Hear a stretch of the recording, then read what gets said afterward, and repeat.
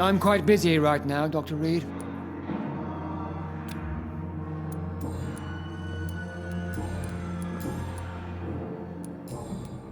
Thank you for your time. We'll talk later.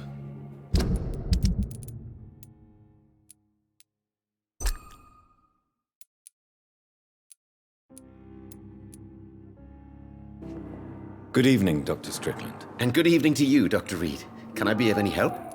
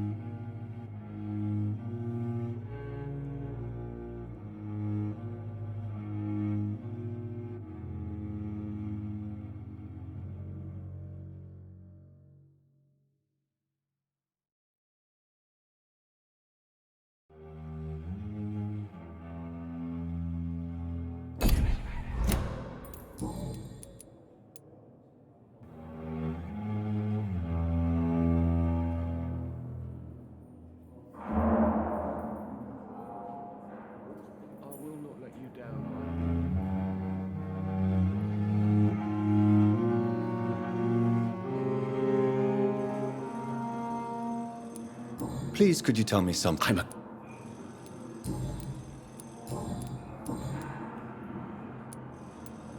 Did you know Dr. Ackroyd never reported your experimental research, despite the fact he doesn't agree with it? Really?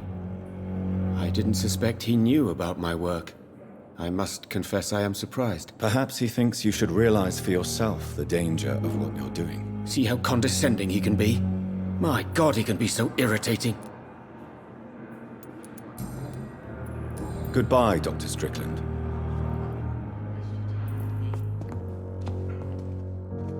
Good evening, Mr. Fiddick. Good evening, Dr. Reed. Any news about my operation?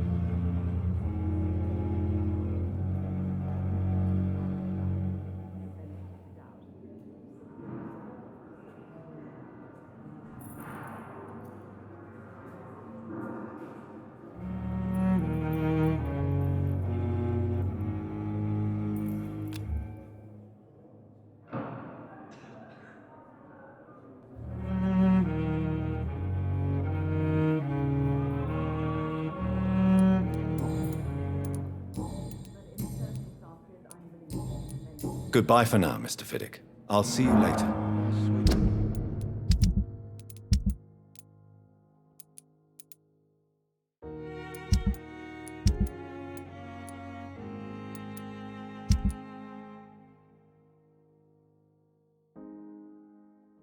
Go. Reads me like a book.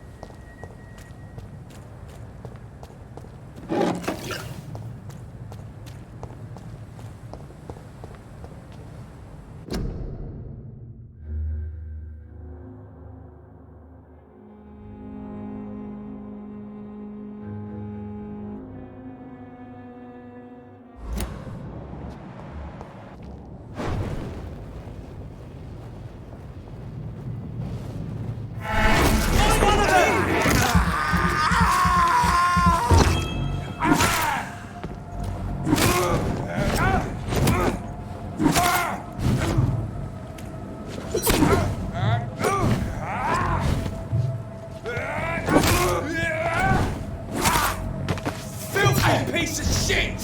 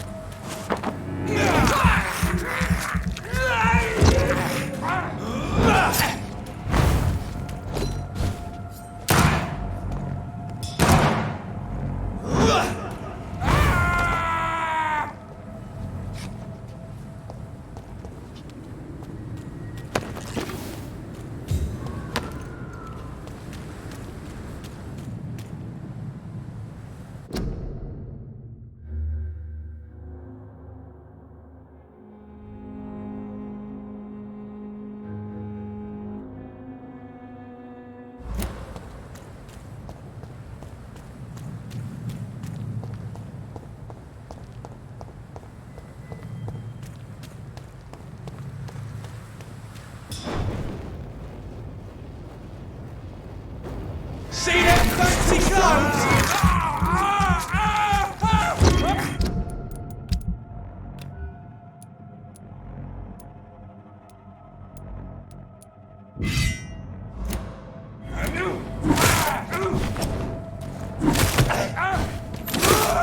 Shit, that leech is fast!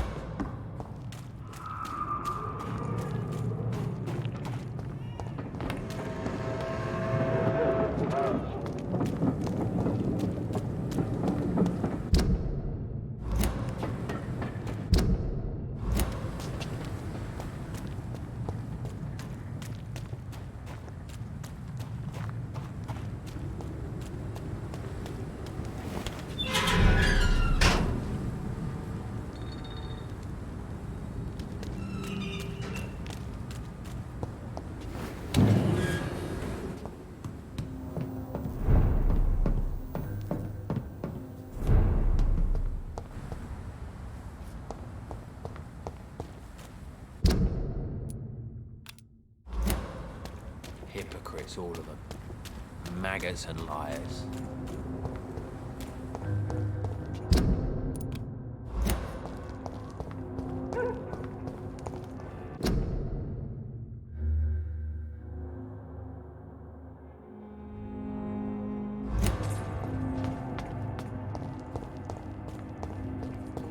He's got no idea who she's dealing with.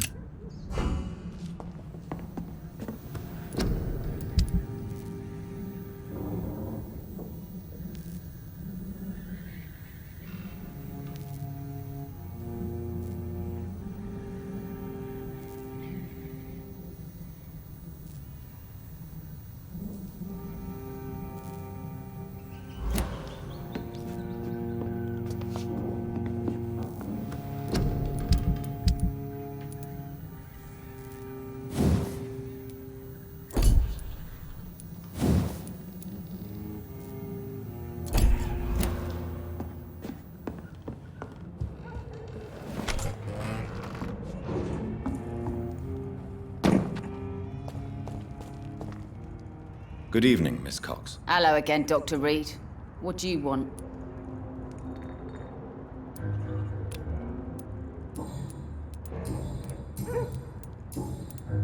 Can I see what you... As long as you...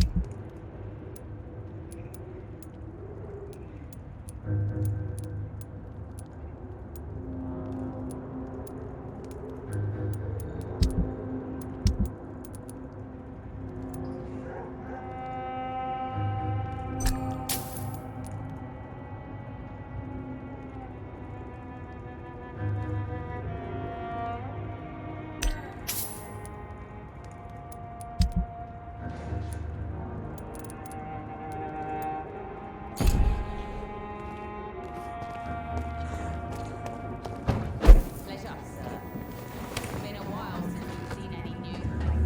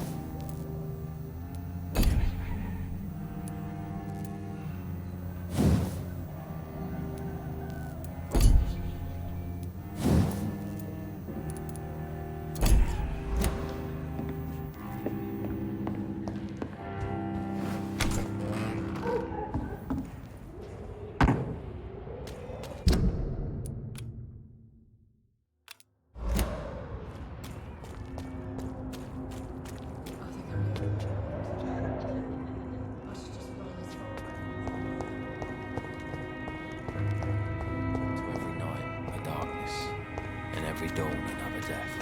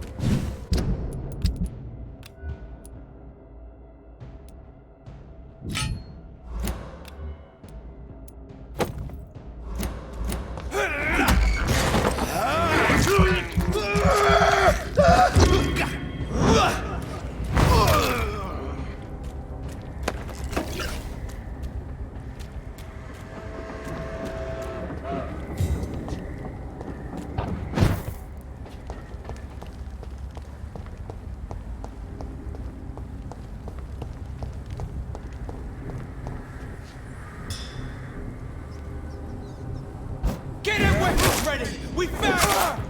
Shit! You'll pay for...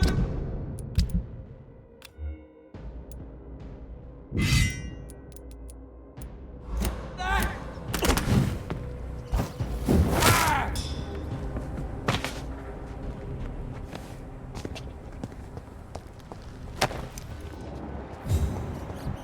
Ah! Mine! I'll take it. There's one of them! Watch yourselves! No!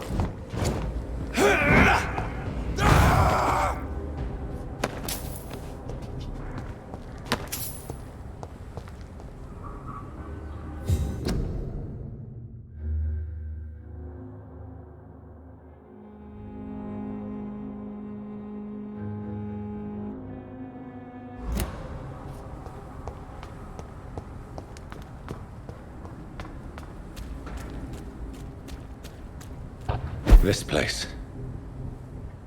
Rain may have washed away the blood, but not the memory. My poor Mary.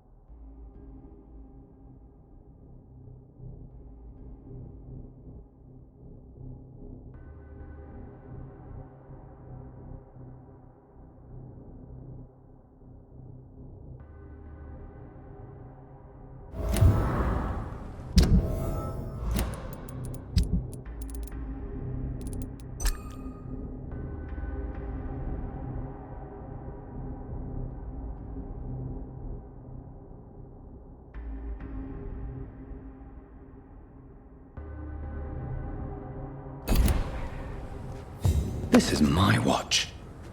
Damned grave robbers.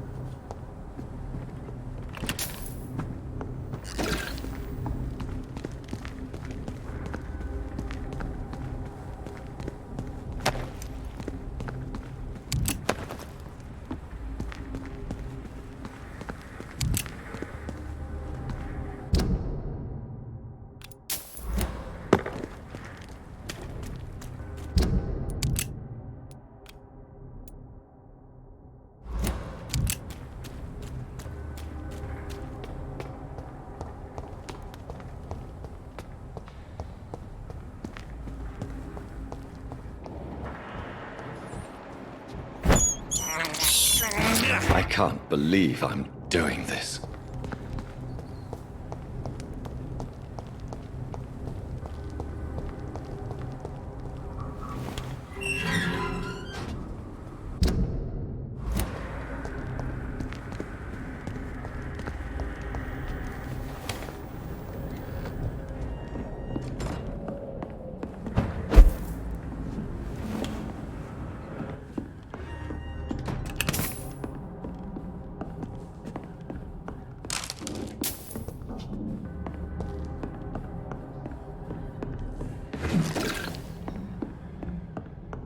It's locked.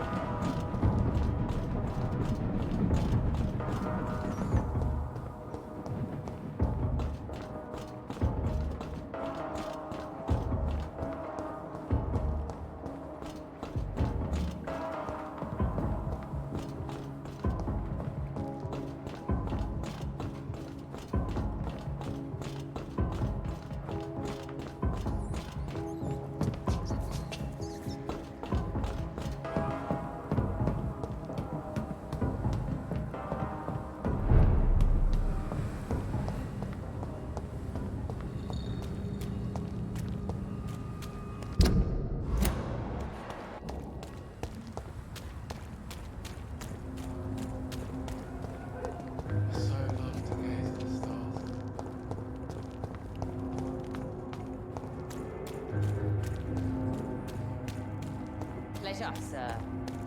Been a while since we've seen any new... Good evening, Miss Cox. Hello again, Dr. Reed. What do you want?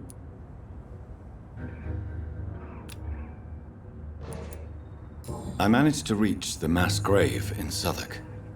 It was not pleasant. Spare me the details, Dr. Reed. All I want to know is what happened to those bastards who owed me money.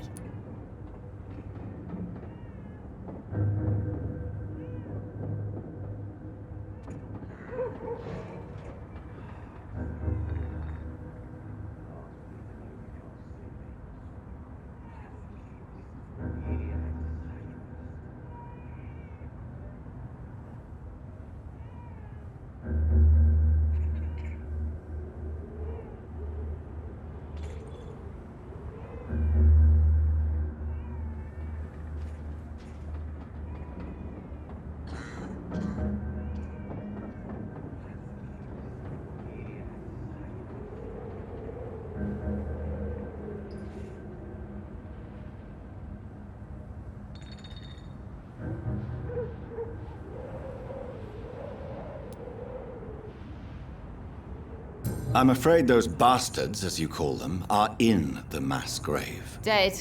Shit. That money would have been useful. Well, I'll tell my boys to avoid the place if it's that dangerous. Yes. Everybody should avoid that place until further notice. Okay then, Doctor. It looks like you deserve your reward after all. The Wet Boot Boys thank you for your help.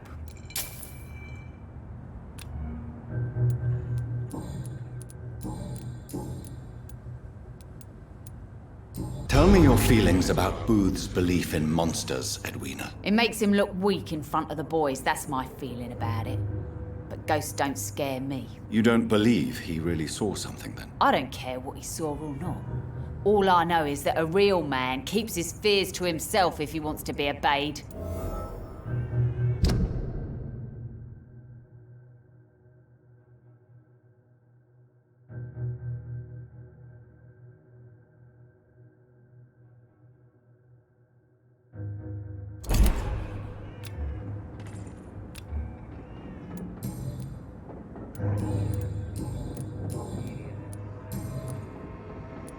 Goodbye, Miss Cox.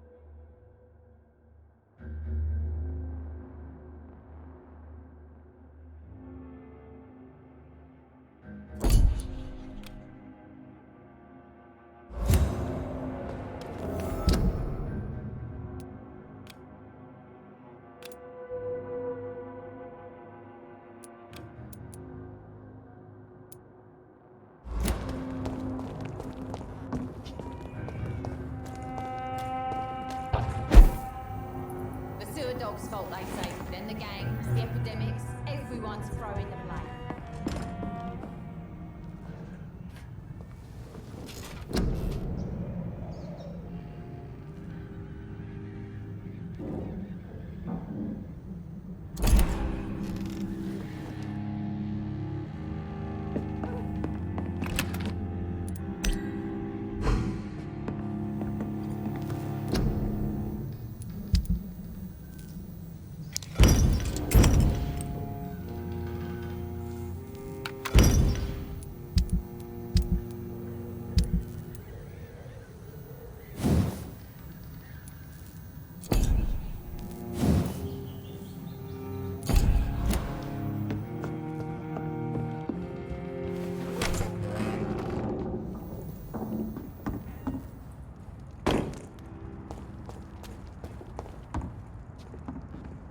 Good evening, Miss Cox. Hello again, Dr. Reed.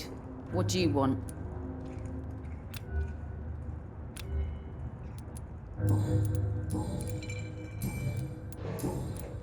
Can I see what you have to sell? As long as you have money, I'll show you all I have.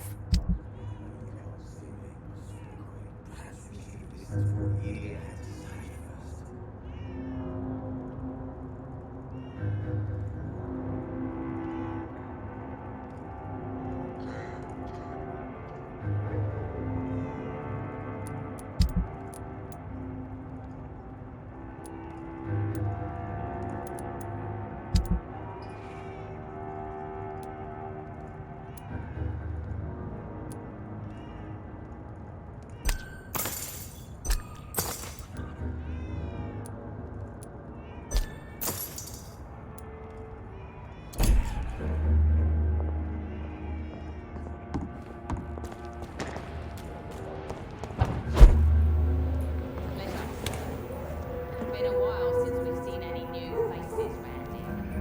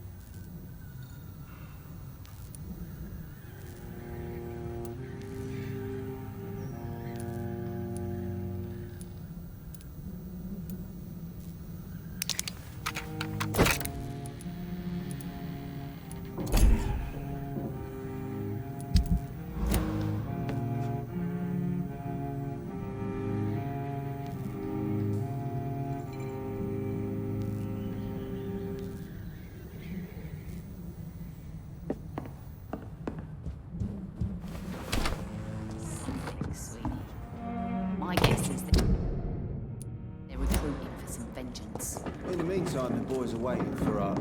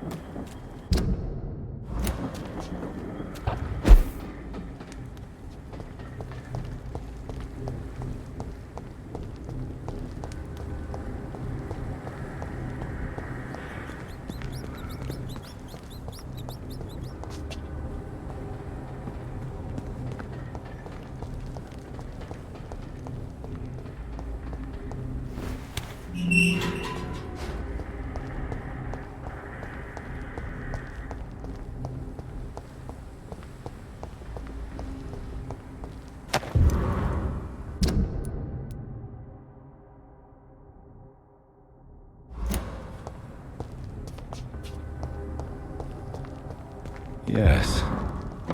The place has changed since the explosion, but it was definitely here. I should find some way to pay my respects.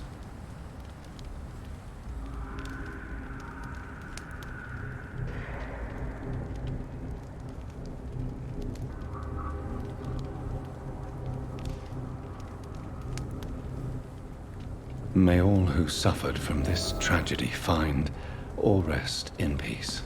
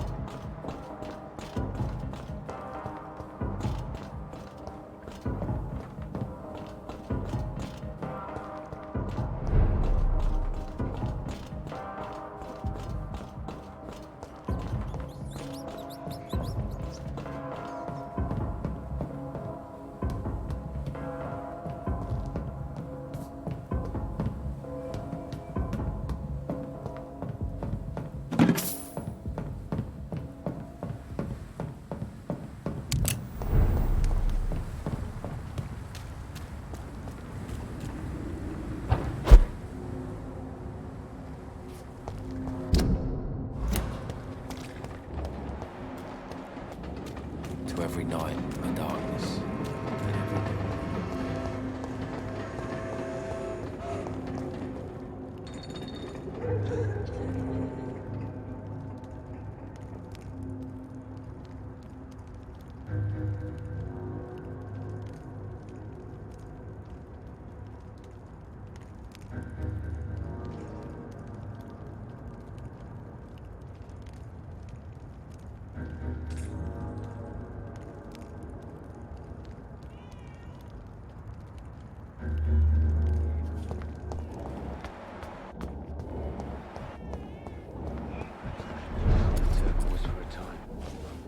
Good evening, Mr. Delaney. What? Oh, you're that doctor. I found the location of the explosion, Mr. Delaney. I placed a flower for you where it happened, just as you asked. Really? That's so kind. I never thought someone would... Well, thank you, Doctor. It's nothing, really. And I'm sorry for your loss. What? No, I didn't know them. No car was supposed to park there that day.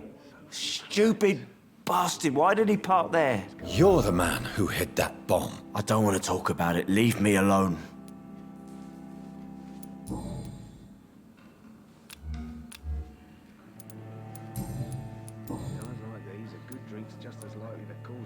I sense your guilt, Dyson. Why is that? Did you not think violence was an acceptable political tool? I still believe our fight was just. We're killing an innocent couple who were just at the wrong place at the wrong time. No way. Perhaps I should shut the turquoise for a time.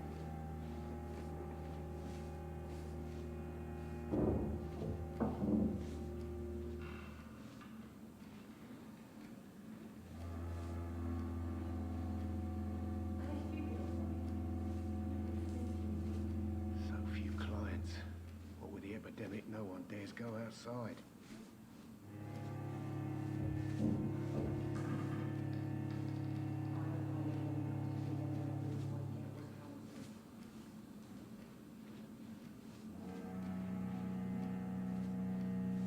I should have offered a drink to the boy.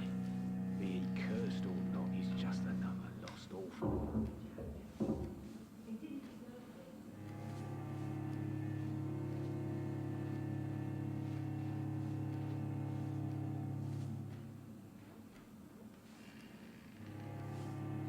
So few clients. But with the epidemic, no one dares go outside. That bomb also killed you that day, don't you see? You just die a slower death, drink by drink. I know. Maybe I deserve judgment. Until that day, I'll just be Dyson the drunk, not Dyson the murderer.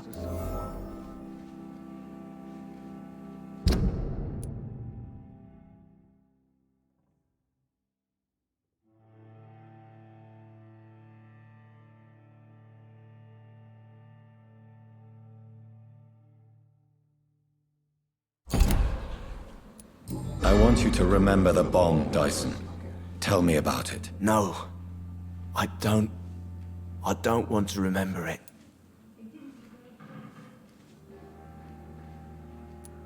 Why use a bomb? What were you trying to destroy? The Dawson and Dawson ammunitions factory. A symbol of violence against the people. My group wanted to destroy it to send a message. The victims.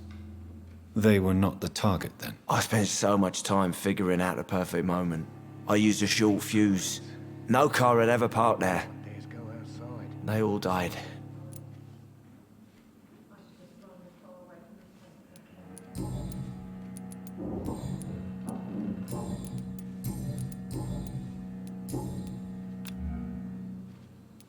Goodbye, Mr. Delaney.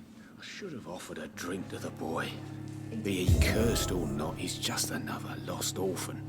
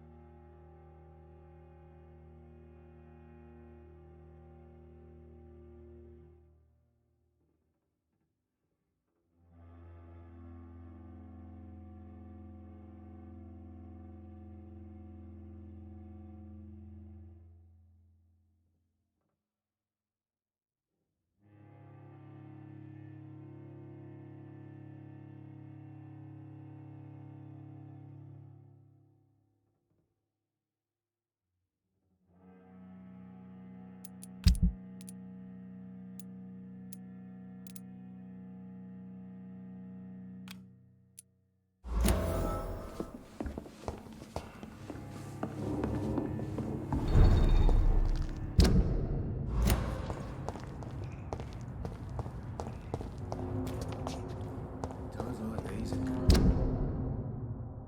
drink's just as likely to cause a problem as to solve one.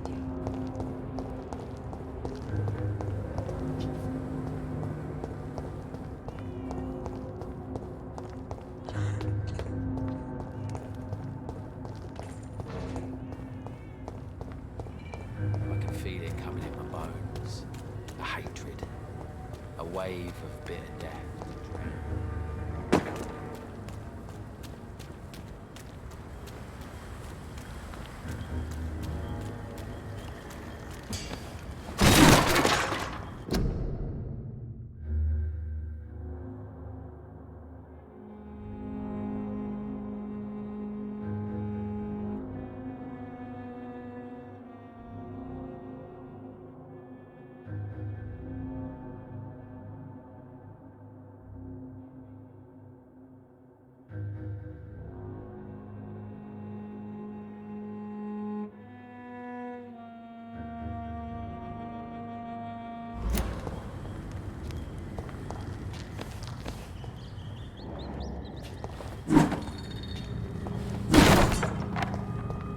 This is a slaughterhouse.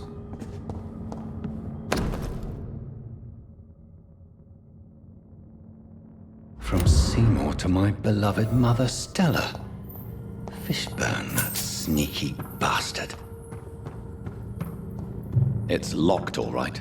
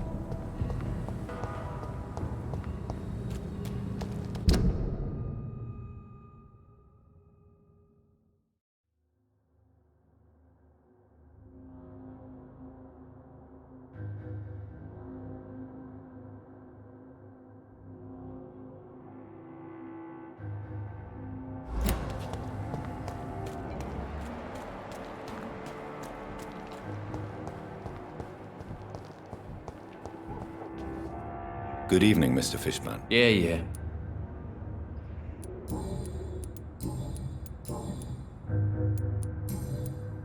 Goodbye, Mr. Fishburne.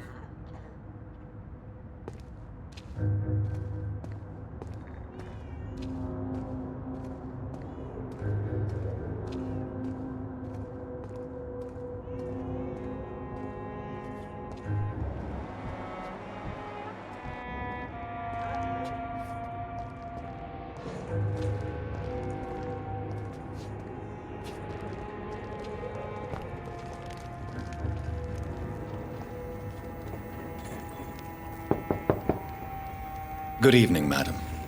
I'm Dr. Reed. Could I come in? Why? What do you want?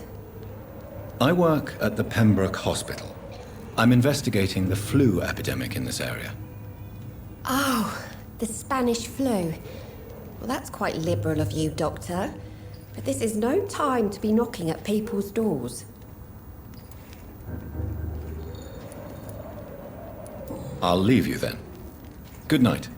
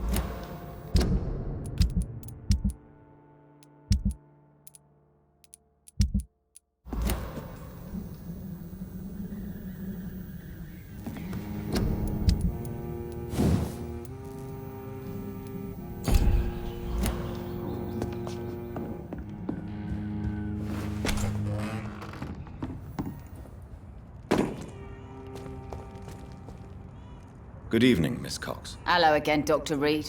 What do you want?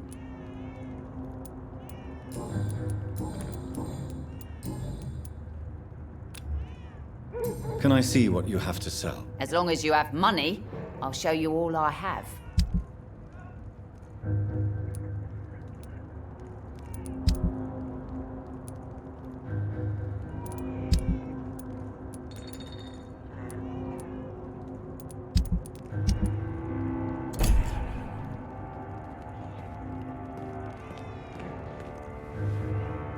Without the wet boots keeping things straight, these parts would be running completely amok.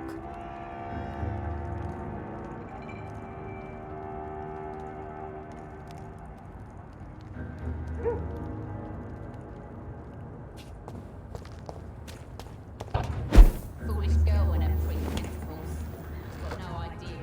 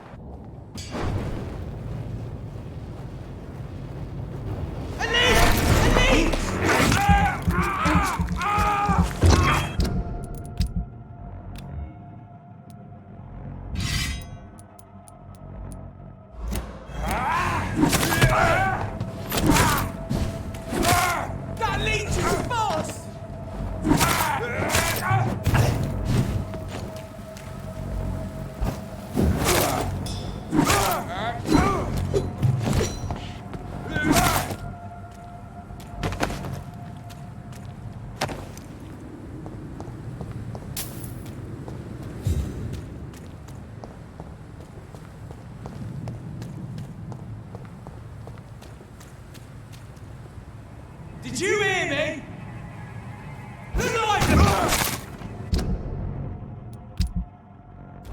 Alive!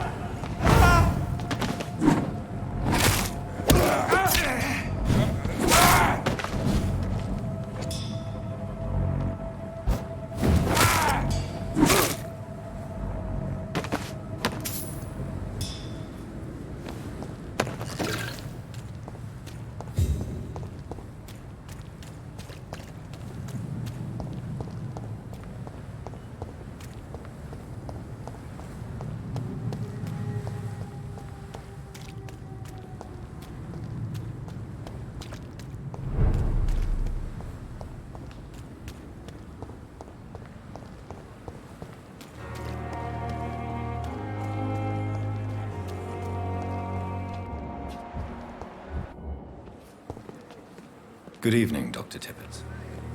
Dr. Reed, any good news to share?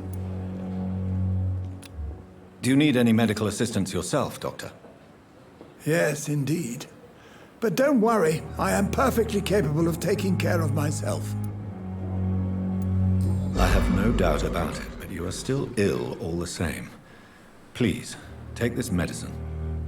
I appreciate your concern, Dr. Reed. To be honest, I just did not take the time to diagnose myself.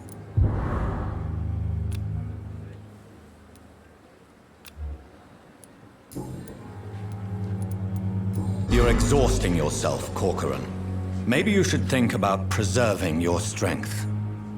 No, we must keep on healing all those poor souls.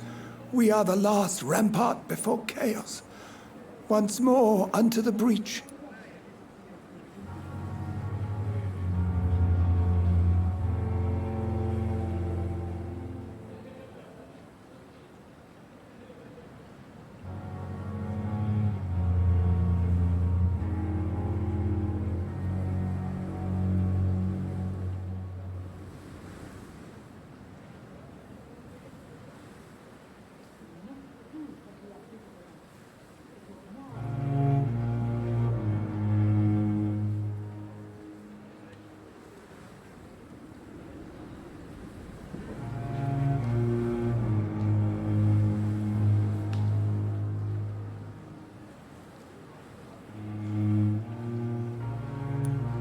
Nurse Brannigan is worried about you, Doctor.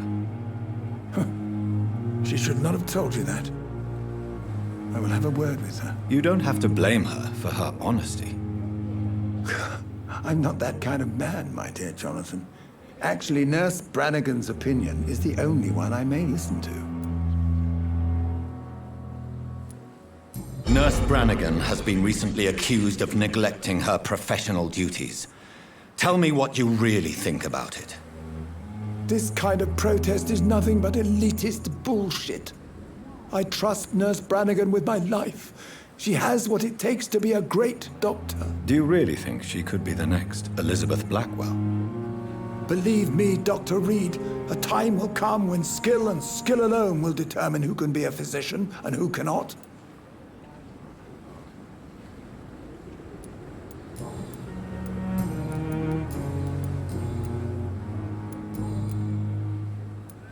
Goodbye, Dr. Tippett.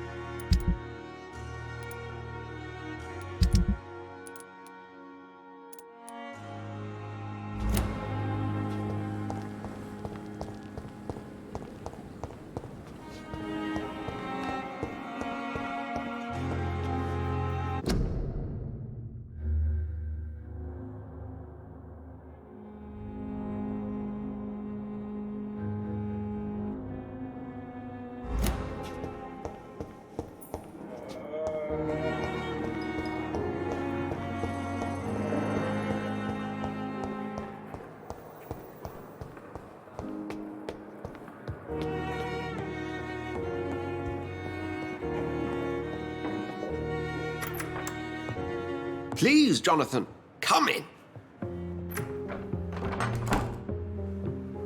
Fascinating, is it not?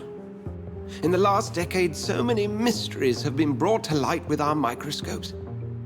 The human body, biology's penultimate frontier. The more we explore its boundaries, the less we're able to trace a clear line between life and death. You, my friend, have a foot in both countries. The view must be vertiginous. It's at least as vertiginous as chatting about vampires with you, I would say. This must be all so new to you. This area of town, the hospital, a brand new life. How stimulating it must be. I wish I could share your enthusiasm, Dr. Swansea, but my condition defies scientific categorization. Undead? Unalive? Immortality defies logic. I cannot express my thrill at this serendipitous turn of events. The world's most eminent specialist in blood transfusions, a vampire. One might say a gift from heaven.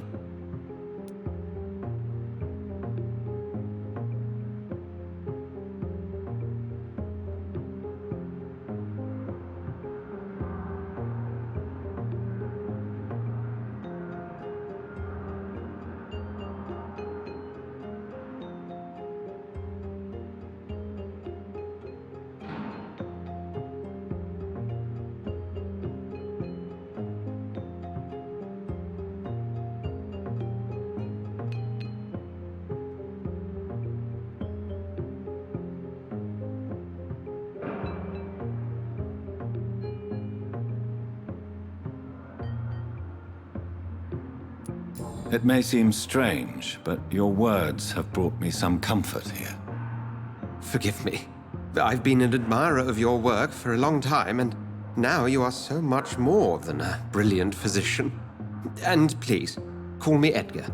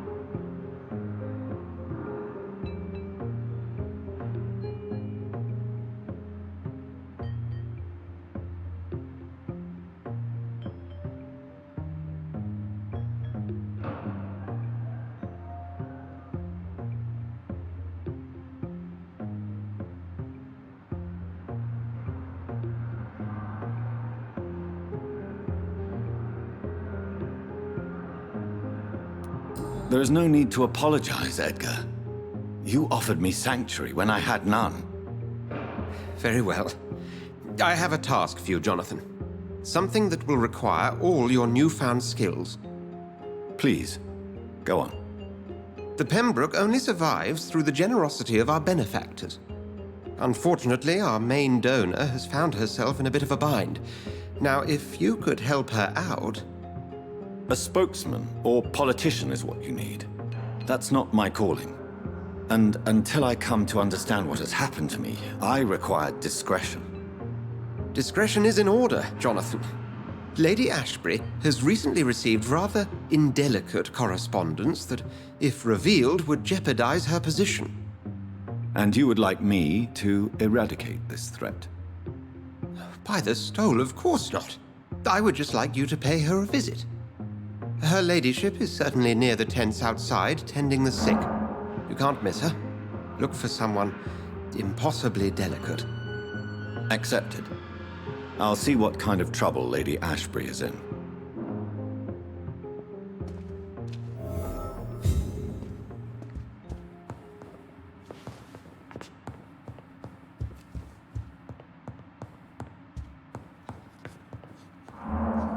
Do you need something, Jonathan? I have just a few questions. Then ask away.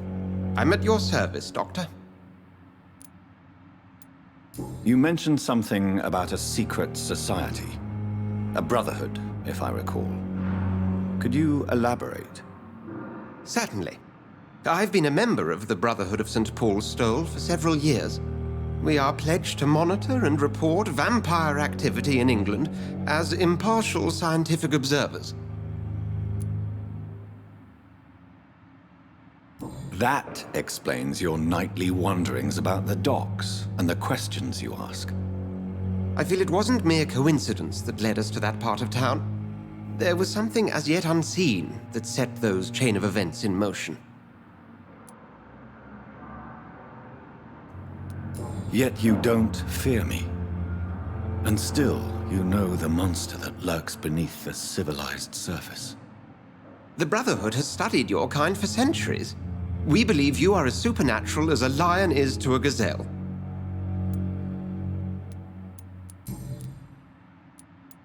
Since I'm the one working for you, what should I know about Pembroke Hospital?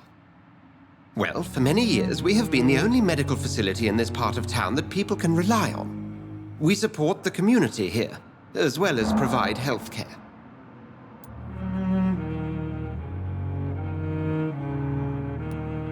Where do we stand today? Oh, to be honest, we cope on a day-to-day basis. The first wave of the Spanish flu last summer took us by surprise. We lack many of the basic necessities needed.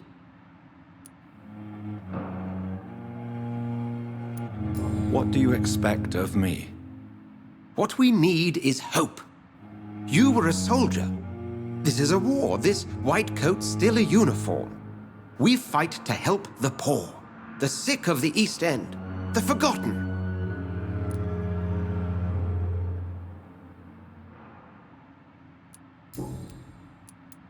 Since you seem quite the expert on vampires, what could you tell me about my condition and how it came about? As men of science, our first step is always to start with what we know.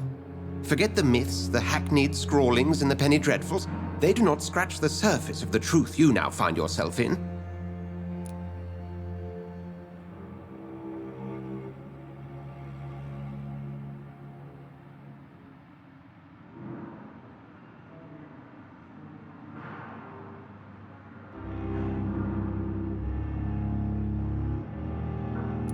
The sun. The morning following my transformation. Its rays burned me. There was pain, smoke, and my skin blackened. You will find there is very little that can kill a vampire, my friend. You have been offered relative immortality. The sun will most certainly hurt you, leaving you weakened and damaged, but it will not destroy you.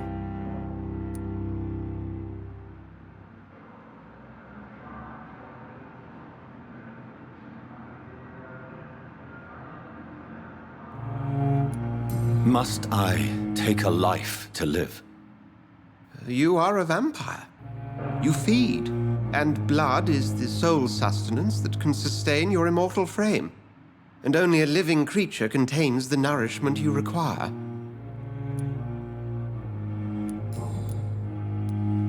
The man we pursued and slew in the canning factory, William Bishop, I believe, was he a vampire? He was a Skald, technically speaking. The debate rages as to their classification. Some think them a subspecies of vampire, others something else. How do Skalds come into existence? The name means slave. The etymology may indicate that they are a lesser species of vampire. From what I know, vampires tend to despise them. Just for clarity, what differences are there between myself and a Skald? A Skald is easier to eliminate, Jonathan, even if they remain formidable foes for the unprepared. Vampires... Now, vampires exist beyond the mortal realm.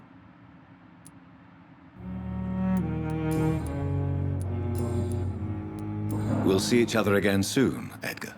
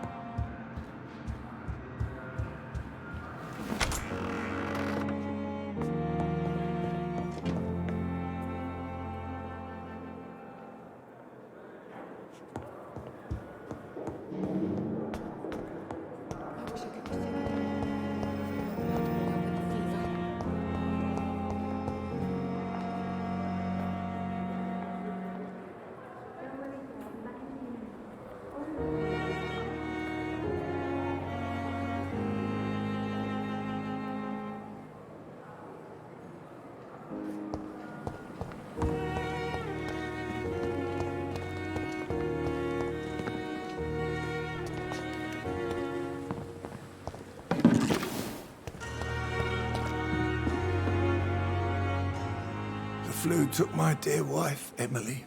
I take comfort knowing we'll soon be together again. Mr. Rainfield, that's no way to talk. You're in good hands here, and we'll be up again soon enough.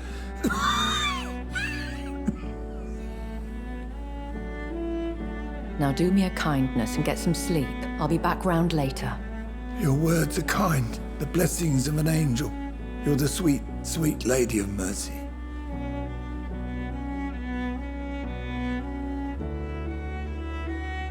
Good evening, Dr. Reed. It's a pleasure to see you again. You seem surprised. Dr. Swansea has brought me up to speed concerning your recent appointment to Pembroke Hospital. You're a the lady who saved me that night, before vanishing into thin air. I remember you from the pub with Dr. Swansea. Indeed. Allow me to introduce myself formally this time. My name is Lady Ashbury. I remember you well, in spite of the brevity of our encounter.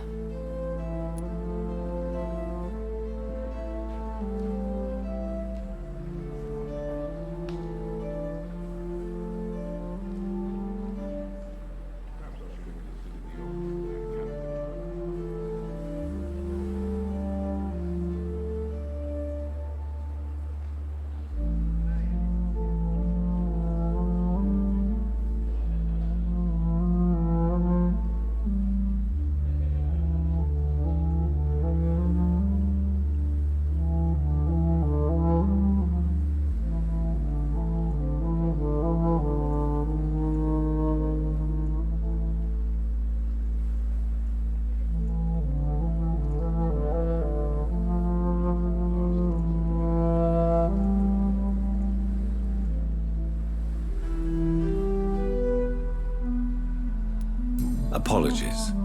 You've taken me by surprise. I'm very happy to see you. The pleasure is mine, Doctor. I hope you're more disposed to answer my questions now. You must have countless questions, but our rather urgent matter first. Swansea has explained. My cover, if you prefer, has been compromised. Have any of the patients given you trouble? These poor souls have so little left to live for. I do my best to ease their pain.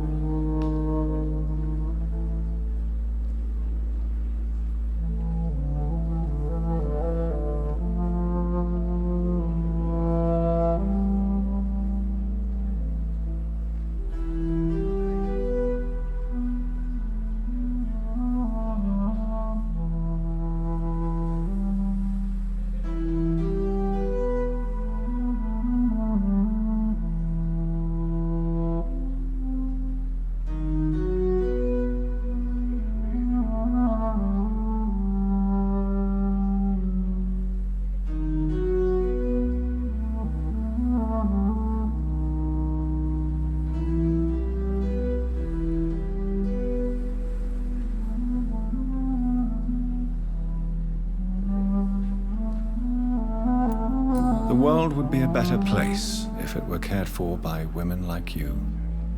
You make me blush. I am simply a necessary evil. Pardon my boldness, Your Ladyship, but I have questions concerning this condition we share. As a newborn, your hunger for answers is rivaled only by your thirst for blood. But the questions need wait. I'm a scientist. My trade is in the deciphering of mysteries, and I need information to feed my mind. I will gladly answer every question you have, but first, prove yourself capable of resolving my predicament without eating the culprit.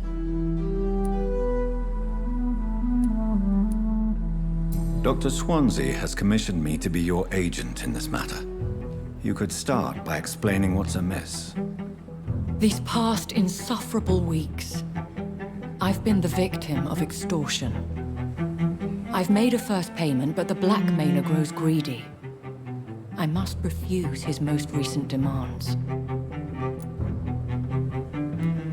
What are your expectations? Please be precise. As the newly appointed surgeon of this hospital, you are in an excellent position to ask innocent questions and deftly learn the identity of my blackmailer. Who would be so foolish as to threaten you? A kindred spirit. Even if it were the case, and I highly doubt it, a vampire would have asked for something more valuable than money. My suspicions lean toward a patient or their family. If we're dealing with an ordinary criminal, surely you've the means to deal with it yourself, if I may. As immortal tradition doth dictate, all fangs and hypnotic eyes ablaze, the blood would run like a river. That's what I hope to avoid. Violence has a tendency to spiral out of control. Please continue. Every detail is essential. I'm your man. My embarrassment in this matter is eclipsed only by my shame at having put the hospital at risk. The threat from our anonymous scoundrel is clear. A list of dates. My visits coinciding with the dates of suspicious patient deaths due to massive blood loss.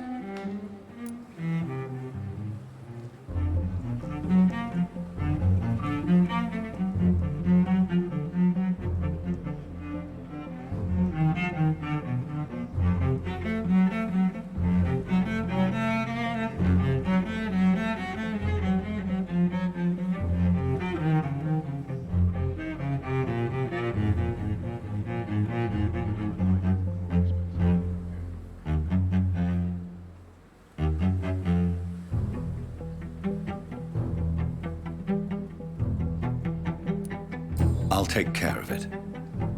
Do you know where I should start? If that was the case, I'd settle the matter myself. You could talk to our local gossip, Harriet Jones. Not a pin drops here without her hearing about it. I'll meet that woman now. My life, as others know, is in your hands, Dr. Reed. I'm sure of your discretion, but I do fear your powers of persuasion will be put to the test. When this is resolved, I'll be your obligé. I'll answer all questions in regards of your condition.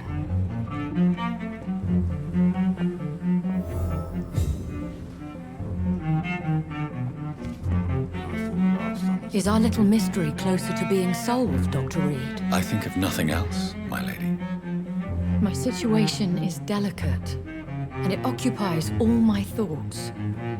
The blackmail must stop. I need assurance.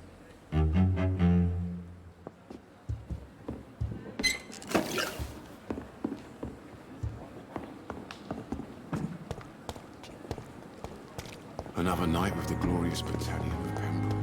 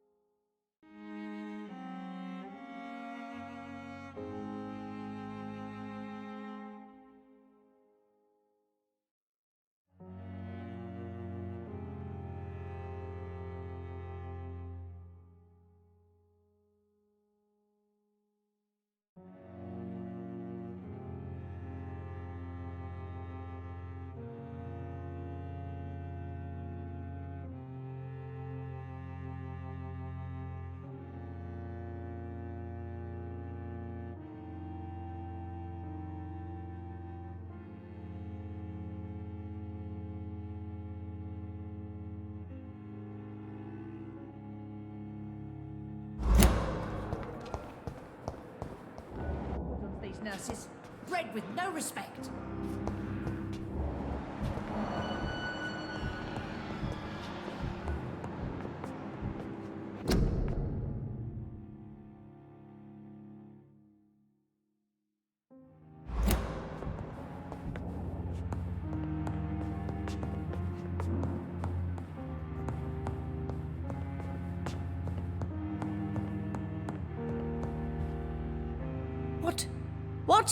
What is this? Who are you? Get out of my room. There's no need for alarm, madam. I'm Dr. Reed, the new surgeon. Preposterous. Dr. Reed, you say?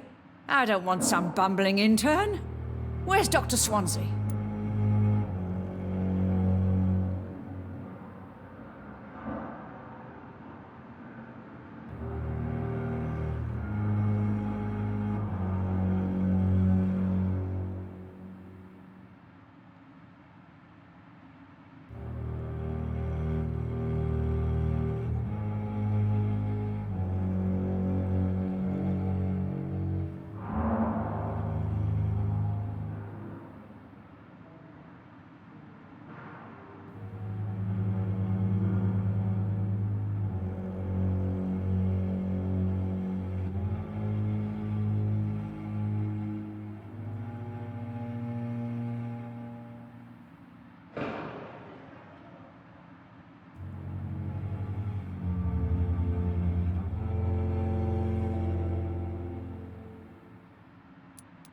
Please, calm down, madam. I assure you that I am highly qualified. I'm just back from war duty. How brave. Threatening an old defenseless woman. You know how long I've been a patient here? You've picked the wrong fight. I'm Harriet Jones. Harriet Jones? Indeed. I've been meaning to have a chat with you. You know what goes on here better than any other patient, I gather. Better than any patient, nurse, or doctor. I've seen so many vile undertakings. I heard there have been some despicable goings-on. Was there a case of blackmail? Blackmail? Wait. You're investigating something. This isn't a social call. One of those incompetent cunts slit a poor sod's vein. If I didn't know better, Miss Jones, I'd be inclined to say you enjoy this type of idle gossip. God's honest truth, Doctor. It's just the way it is here.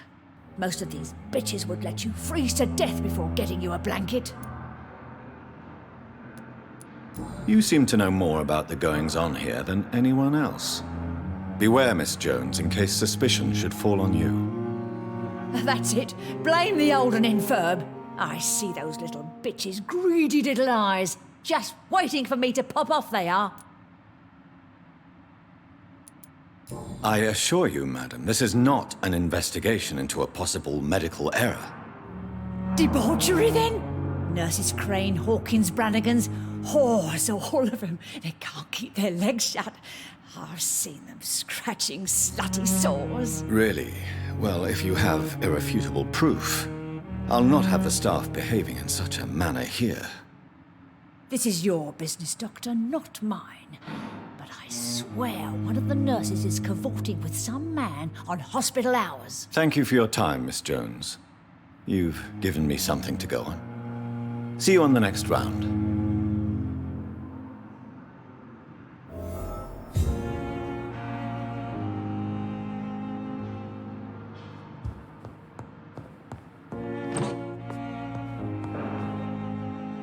Miss Jones, greetings.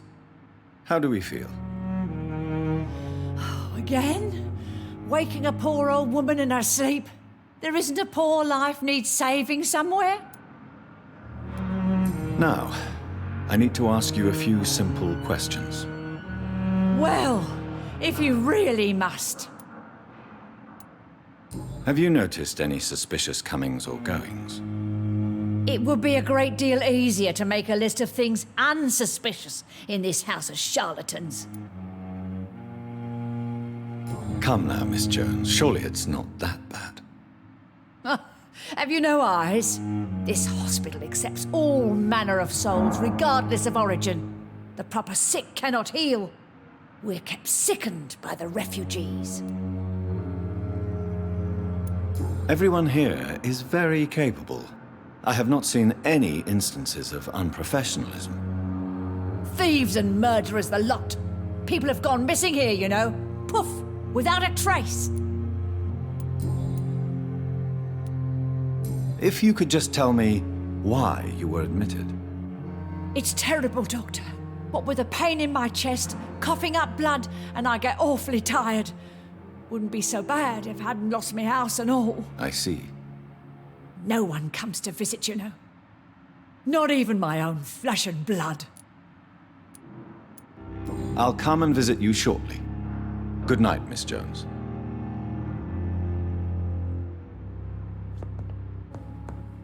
The patients and staff might know something.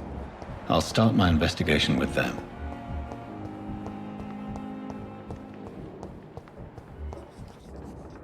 Good evening, Nurse Hawkins. Good evening, Dr. Reed.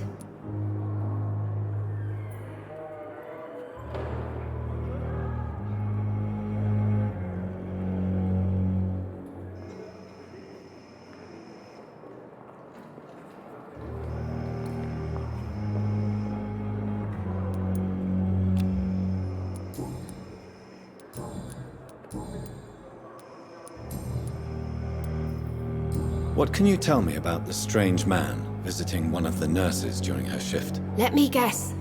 You spoke with that old shrew, Harriet Jones. Do not pay attention to her, Doctor. She's full of fanciful tales. No matter how you feel about her, Miss Jones deserves our help. Who says I don't care for her? Hate is what keeps that old crone alive. She could have been telling the truth about the mysterious man. That old witch will end up in hell soon enough. Who cares if a nurse finds some happiness where she can?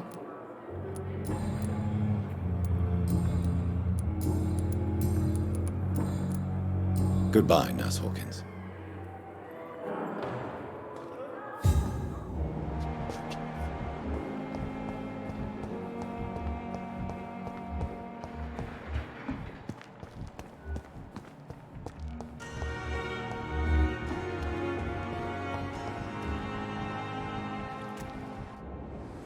Good evening, Nurse Brannigan. Good evening, Doctor.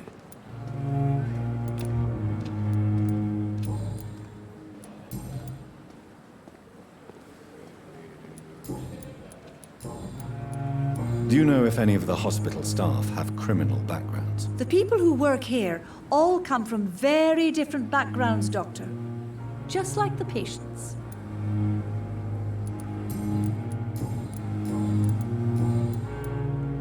Have you seen a strange man visiting any of the nurses here? I've never heard of such a thing, Doctor. Goodbye, nurse. Call me if you need assistance. Grab some.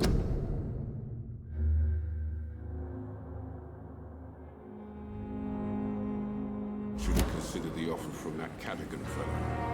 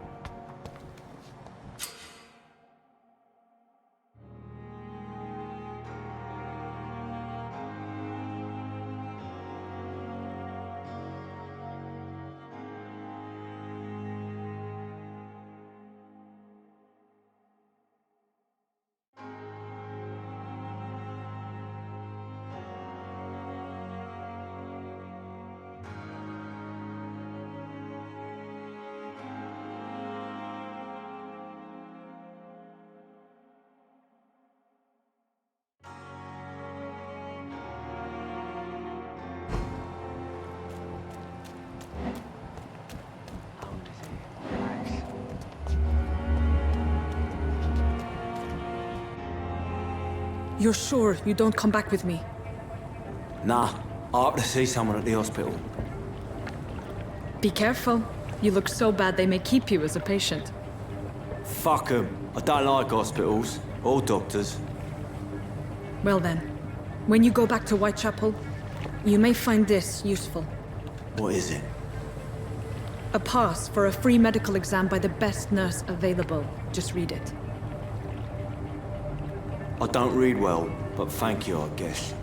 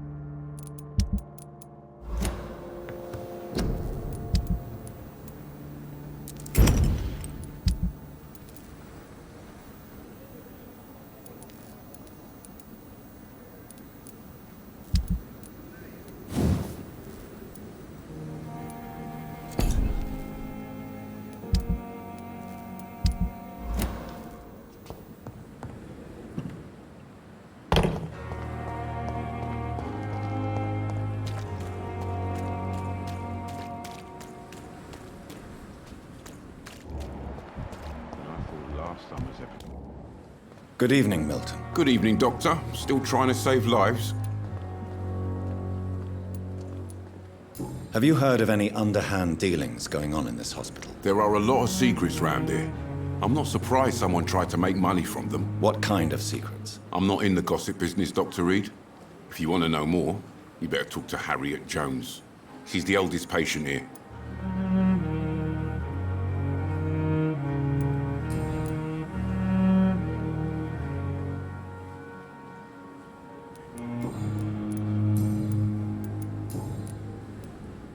I'd like to see your goods. Wise choice, Dr. Reed. A reliable gun is what everybody needs these days.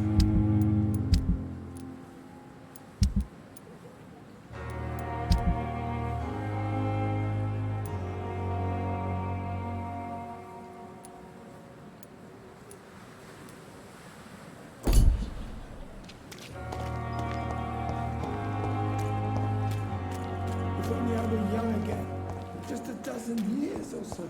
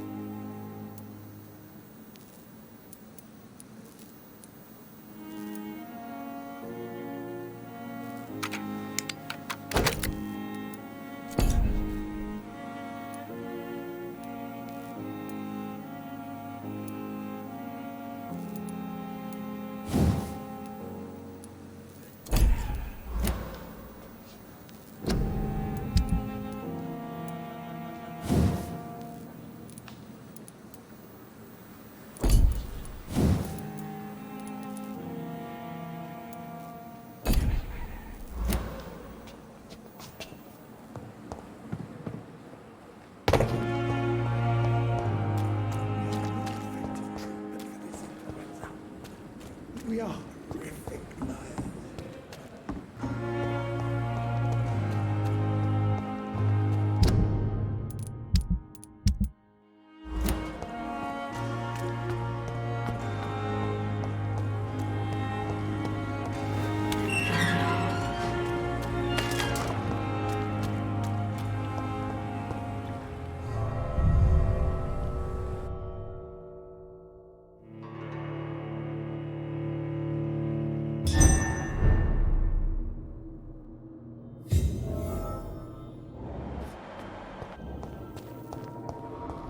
He's locked the door behind him. I need to find another way to follow him.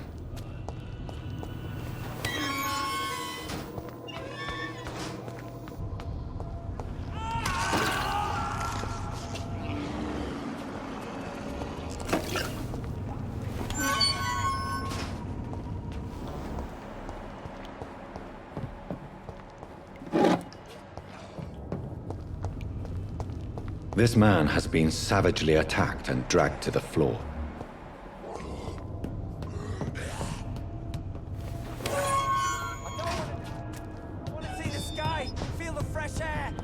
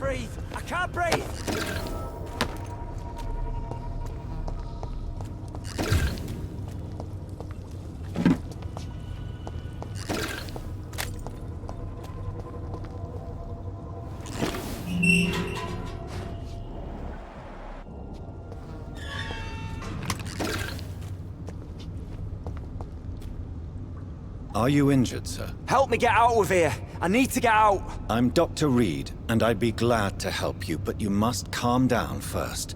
Please, take a deep breath and tell me your name. Okay. I'm Oswald Thatcher. Please, I need to get out. Mr. Thatcher, your friend Newton sent me to help you. Do you remember him? Yes, I do. Good. Now leave this place and enjoy the cool night air. It's quite invigorating. I'm sure you'll feel better if you do.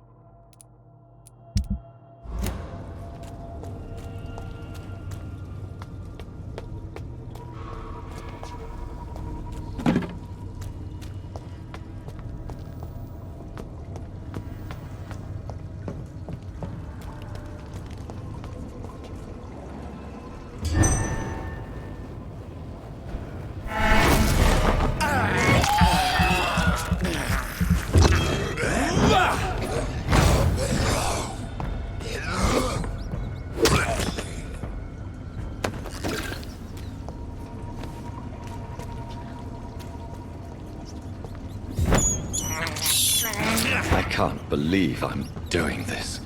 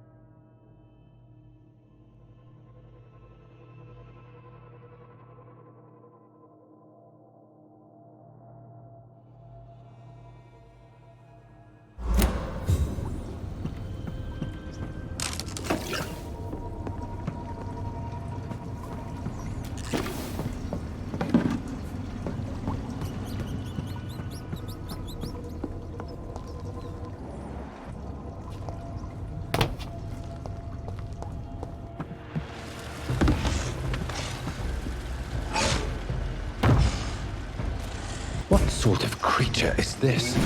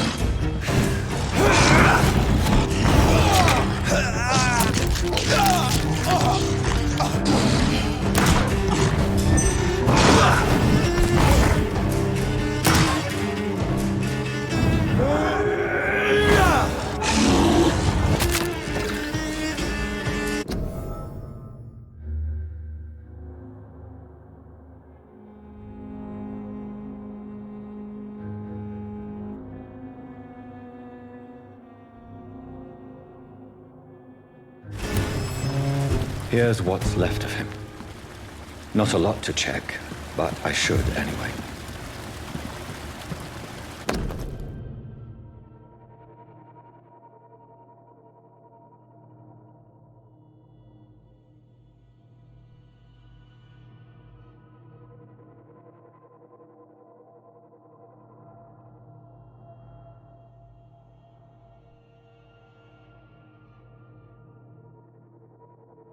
Some voucher for a free checkup in Whitechapel. What is Nurse Crane up to?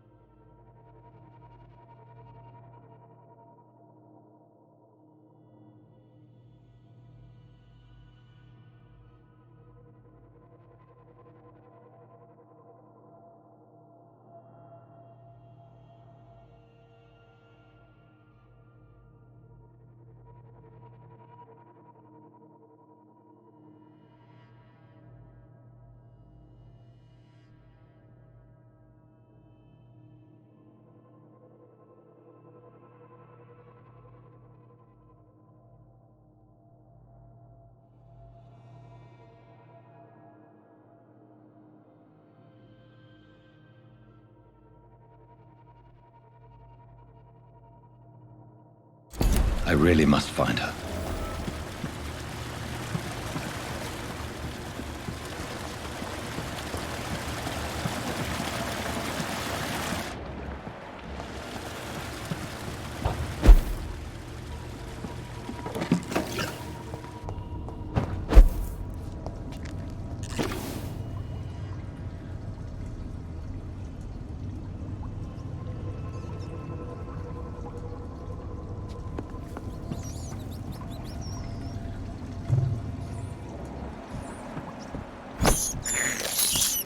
I have this thirst for blood.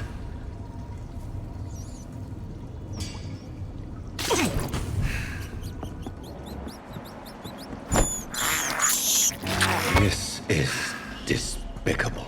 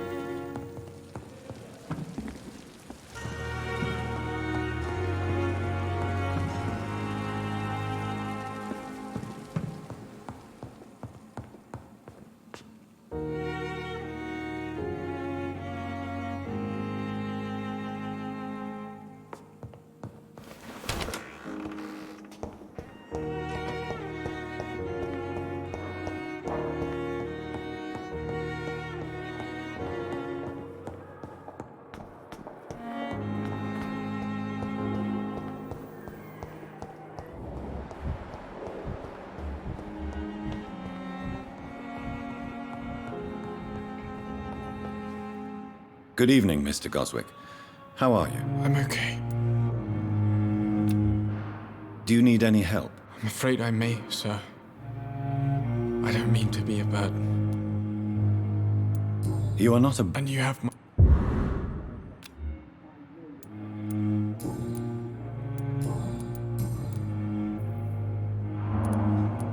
Your mother won't let you down, Mortimer.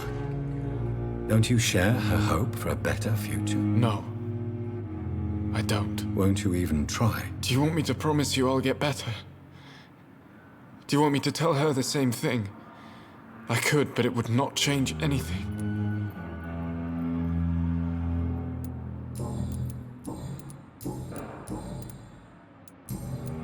I have to go now, sir. But don't hesitate to contact me if you need any help. Good evening, sir. Doctor.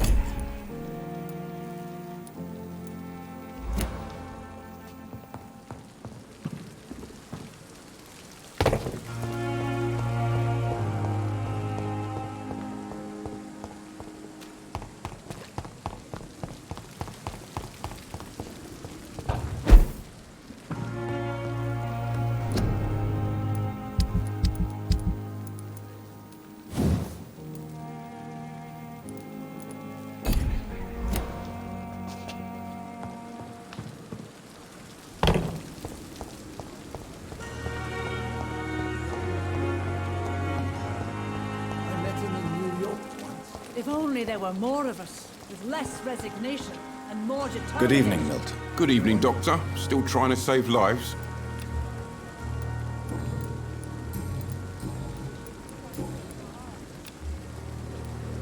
I'd like to see your goods. Wise choice, Dr. Reed. A reliable gun is what everybody needs these days.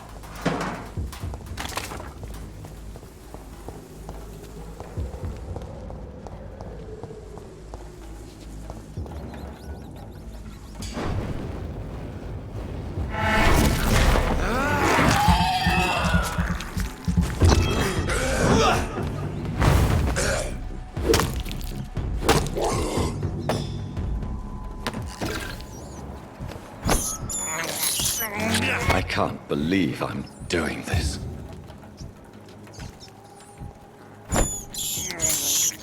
I have this thirst for blood.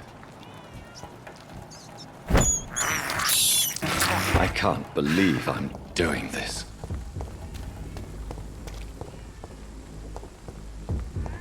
More and more of these bloody shit!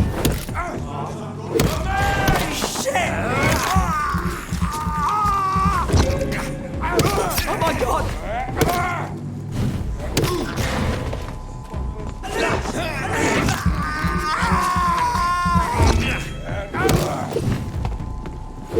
Christ!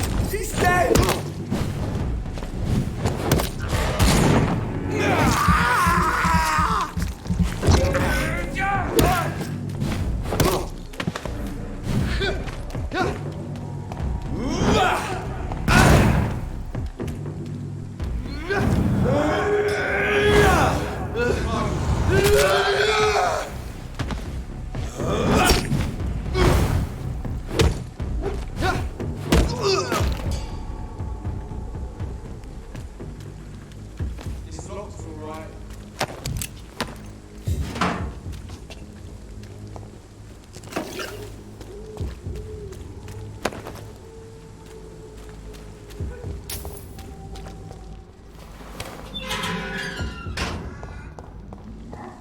Whitechapel.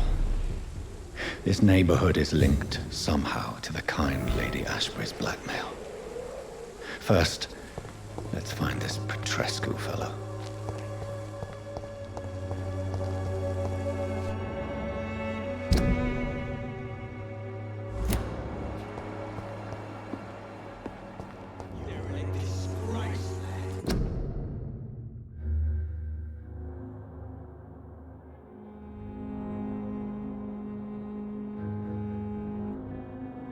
Fuck you all! Fuck it all!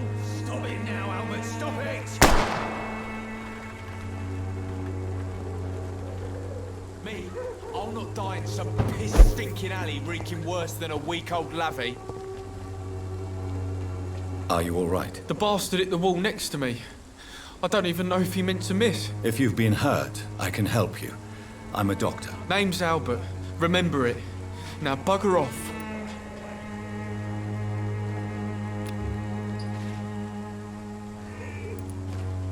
Do you know Nurse Dorothy Crane from the Pembroke Hospital? If you know anything about her, I'd appreciate it. Never heard of her. She's pretty, I'll keep an eye out.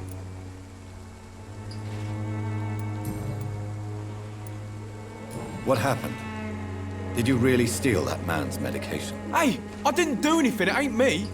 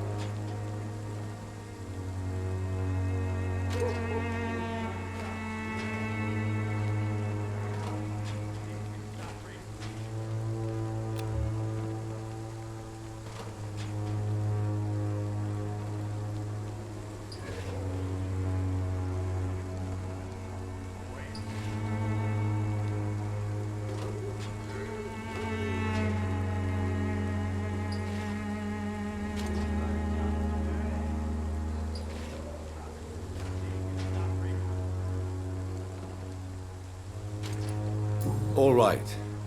Perhaps the poor drunk just confused you with someone else. Sod off, mister. You ain't got no clue what's going on here. Bastard was a soldier in the war, so now he's got the right to shoot me. It's true. I'm not familiar with this part of town. Perhaps you could help me. I said sod off. Go find yourself another guide.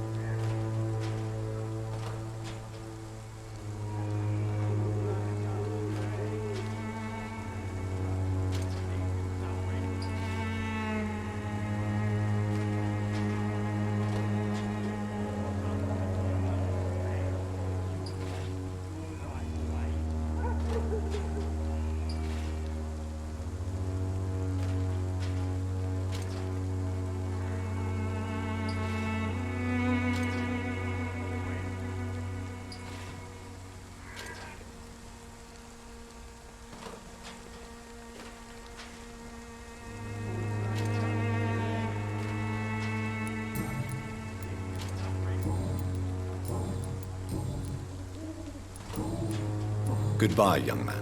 I won't end up another drunk arsehole littering the streets. Someday Not me. you'll understand.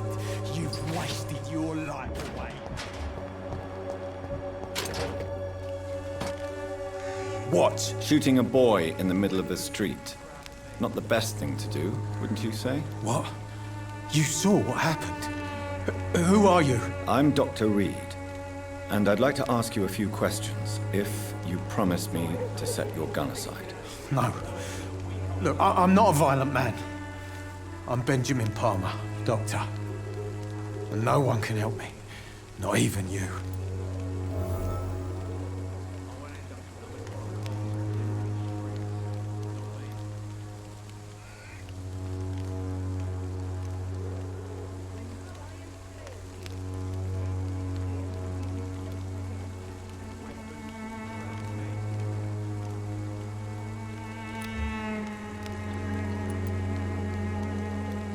Do you know Nurse Dorothy Crane from the Pembroke Hospital?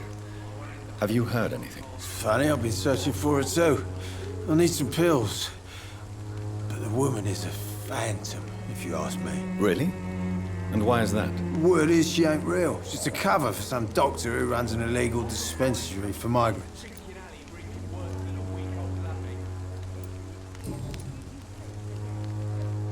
What can you tell me about this place? Nothing to say, really. This is where I used to live, and this is where I live now.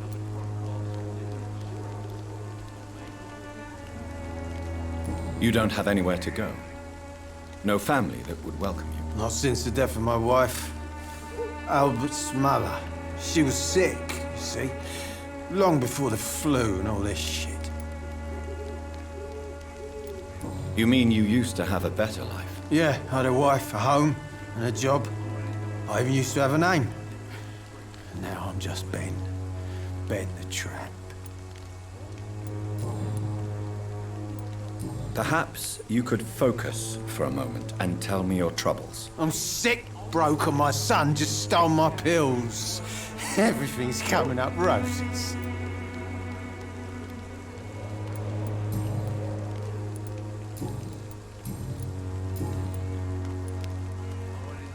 Whatever the boy did, I'm sure he didn't deserve a public execution. I swear I didn't want to hit him. It's just that I'm sick in the head, you see, and the boy he just frayed me last nerve.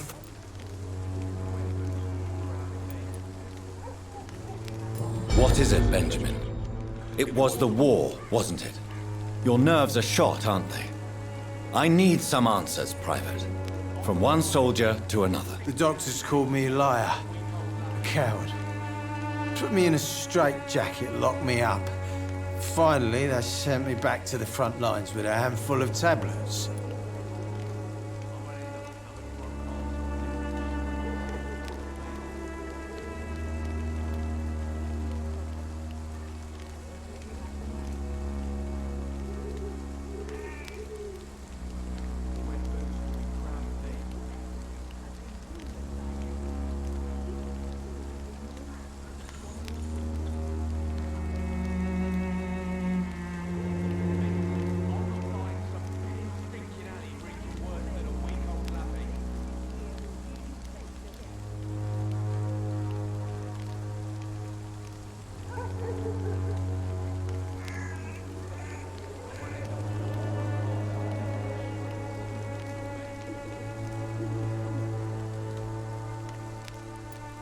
Yes.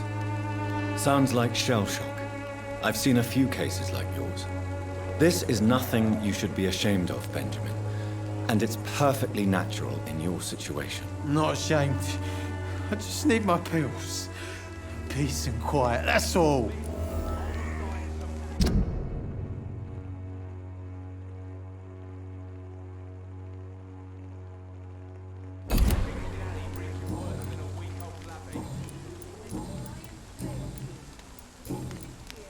A gun, alcohol, and a bad temper make a terrible cocktail, sir. Goodbye for now.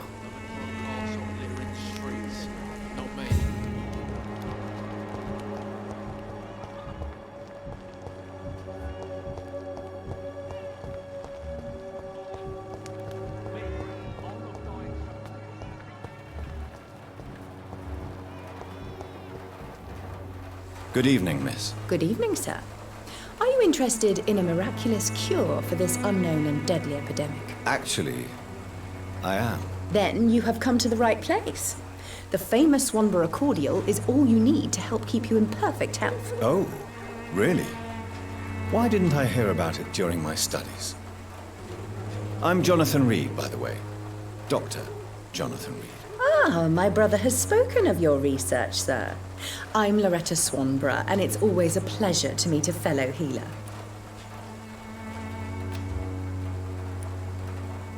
Do you know Nurse Dorothy Crane from the Pembroke Hospital? I'd like to know more about her. I don't like to talk about competition. Competition, you say? Never met her, but it seems she provides some sort of medical care to the poor. The whole thing has to be some sort of scam, if you ask me.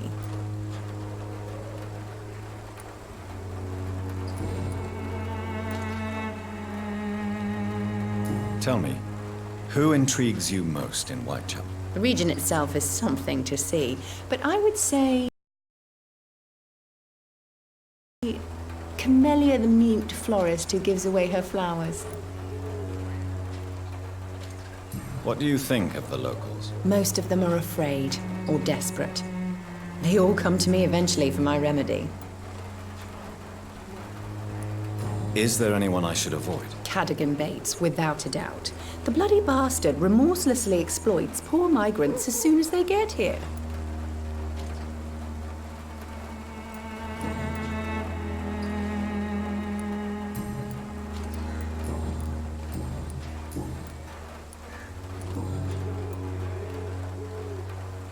I'd like to see what kind of medicine you're selling.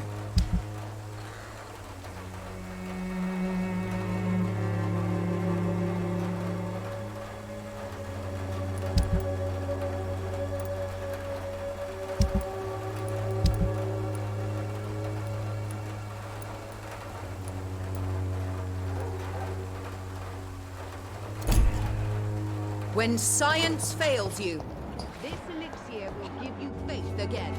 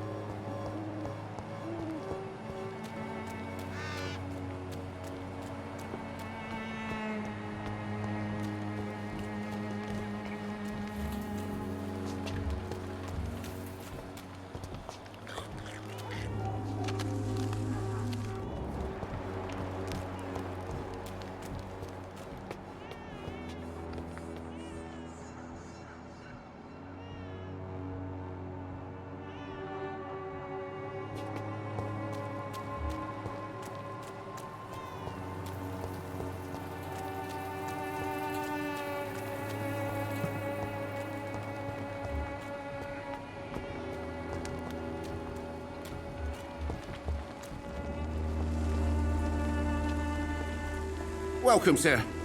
Please, take a browse of my wares. I am Dr. Reed. I would like to ask you a few questions, if you don't mind. Doctor? Interesting. I'm Barrett Lewis. Usually I don't have time to waste with talk, but at this hour of the night I can hardly refuse. Have you heard of a nurse called Dorothy Crane? Nurse Crane? So the bitch really is a nurse, then? Always thought she was just some crafty foreigner, that one.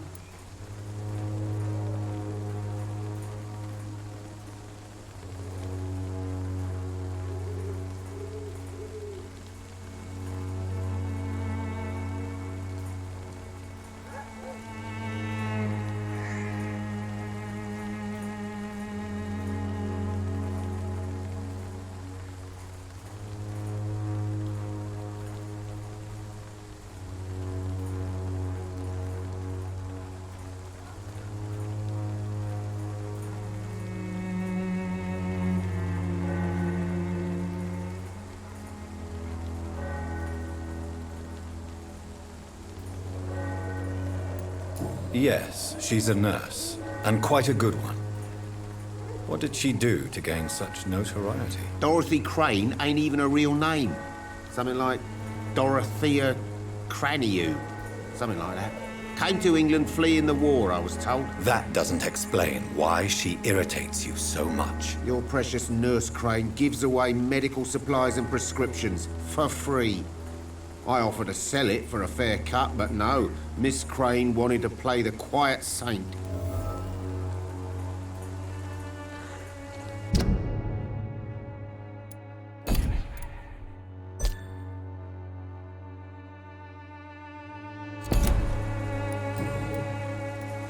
How is business around here? Business?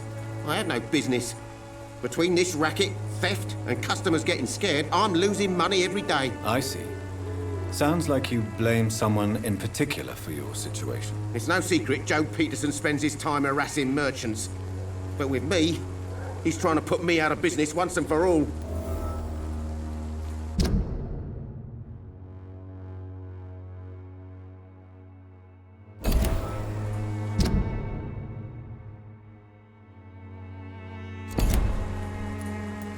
As a merchant, you see Whitechapel every day. Have you noticed anything out of the ordinary recently? What you mean besides the epidemic, the war, and all the usual crap? As long as I can remember, this part of town has been a bottomless pit, and no sign of the bottom yet. Violence is increasing in the borough. Yeah. A few nights ago, some blokes jumped me. Came out of one of the condemned workshops. Fever, madness, something like that. Where did this happen? Why did you go there? In the closed workshops nearby. I worked there as an apprentice in better days.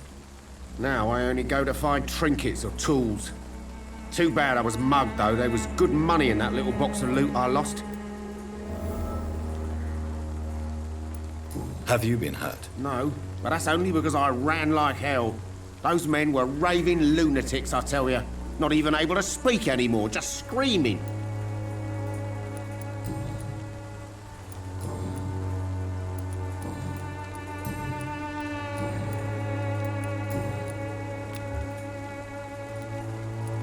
Right then. Show me what you have.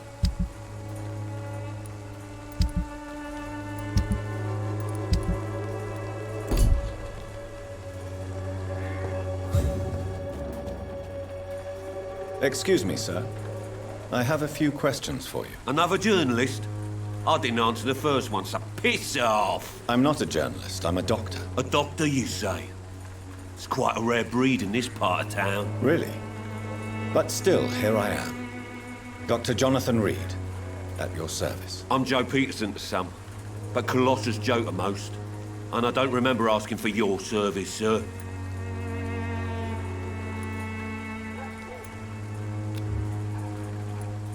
Have you heard of a nurse named Dorothy Crane?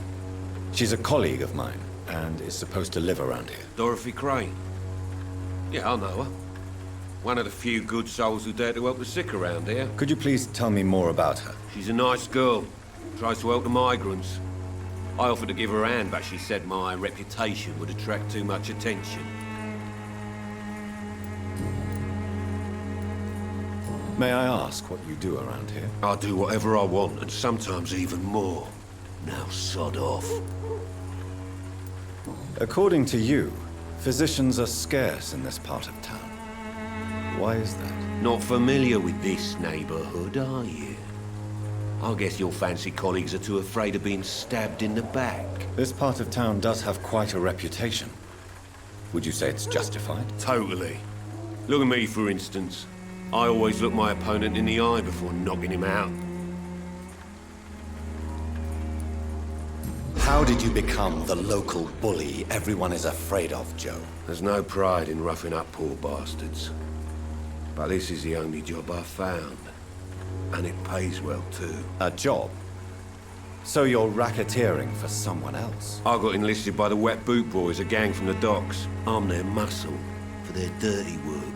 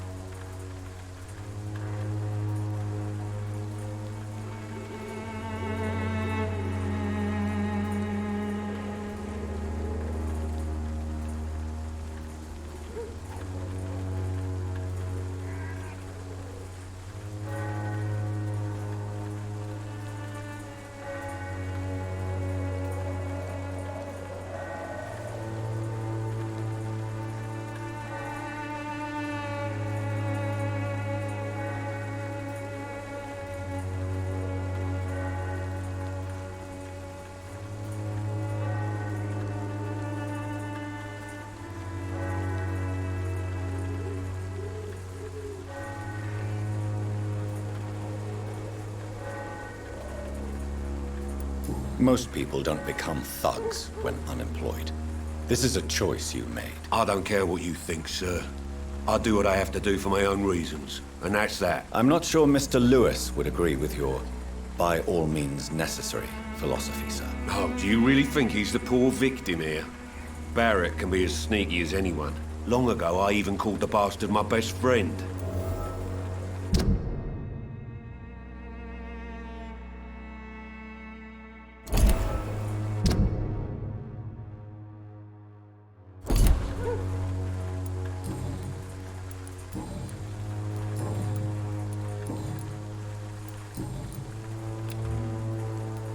Goodbye, Mr. Peterson.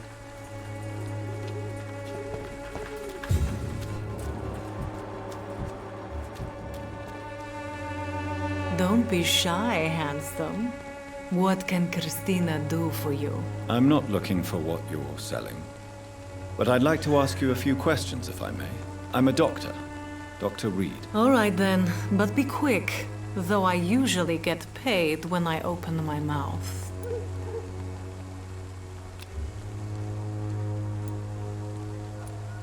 Do you know Nurse Dorothy Crane from the Pembroke Hospital?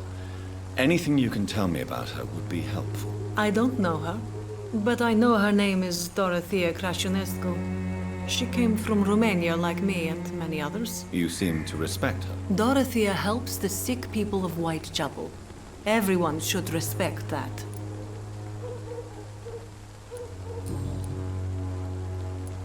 Christina, have you been examined? The epidemic is spreading fast in London, and you could be exposed, or expose others. I don't like doctors or hospitals, but I don't like you asking questions. Considering your line of work, I assure you it is only a matter of time before you have health issues. If it is going to happen, it will happen. Right now, I need money. That's what's important. You can put your own life in danger, that's your decision. But what about your clients? If you're contaminated, you will put them in danger too. And you think that would worry me? If you knew the men I deal with, their health would not be what you'd worry about.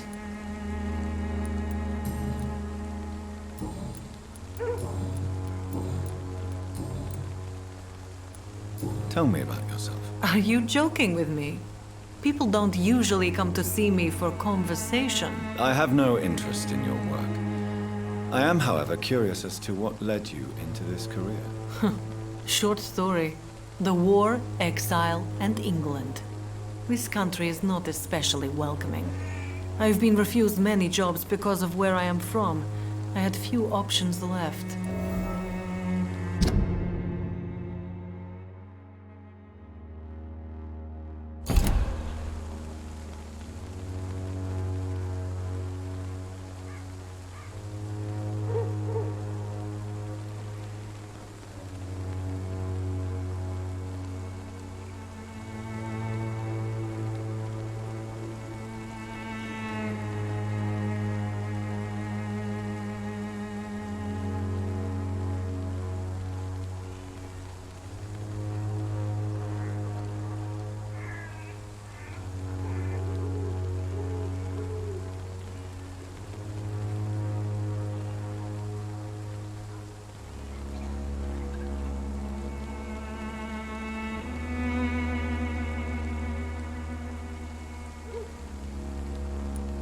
I always thought I was the master of my own fate.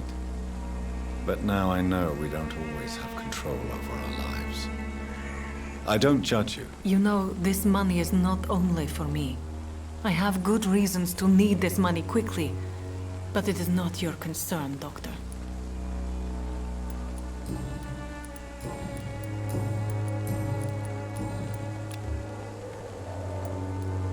Goodbye, miss. Take care of yourself as best you can.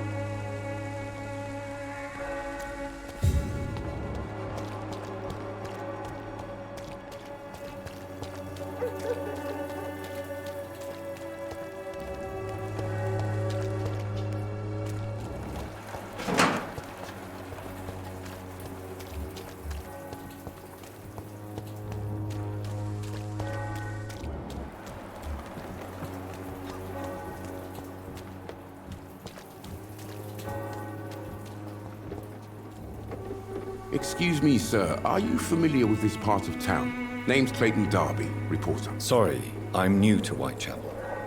But perhaps you could help me since you're a journalist. My name is Jonathan Reed. Dr. Reed, the famous surgeon. I'll gladly help if I'm able, sir.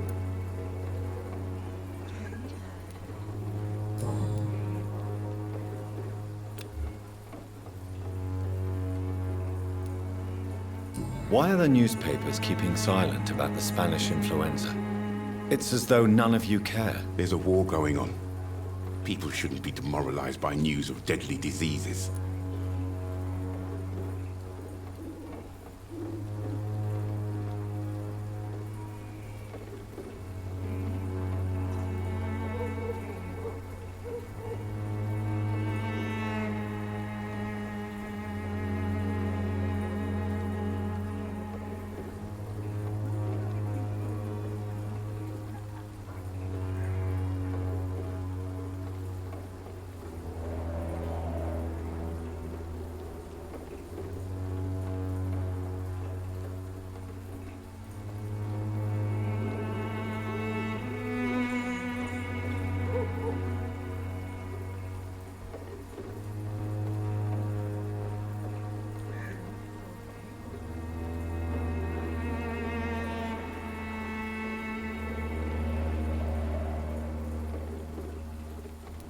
If no one stops it, this epidemic could turn into a scourge.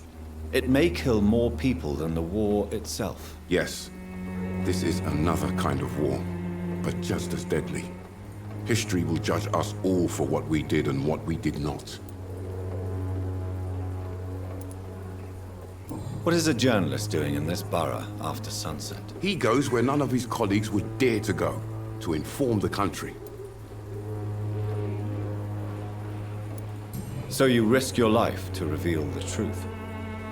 I saw many reporters do the same during the war. Whitechapel is the crucible of so many untold stories and tragedies. I want people to know them.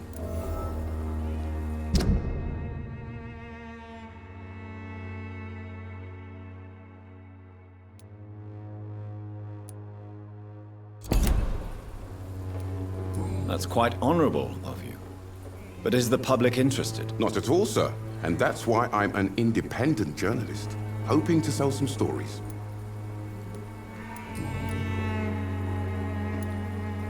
Have you any idea of the danger you face in these streets at night? I've had to run and hide more than once from frenzied mobs incensed by the fever.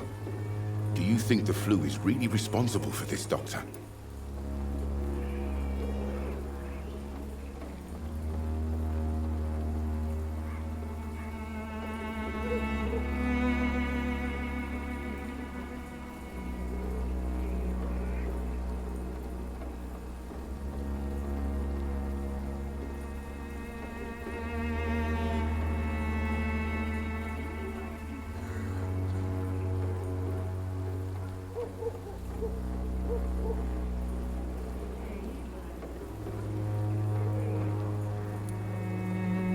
I'm convinced there is more at work here than a simple epidemic. Really? To be honest, I could say the same. Some of the sick I saw or heard of. My God, what happened to them? Christina Popper claims she sells her body because she can't find any other work. Do you believe her? Of course I do. Her story is exactly what I want my readers to understand. We live in an intolerant and divided nation. Do you think things will ever change, Mr. Darby? I believe the situation can only improve. And now that women can vote, I'm convinced things will change.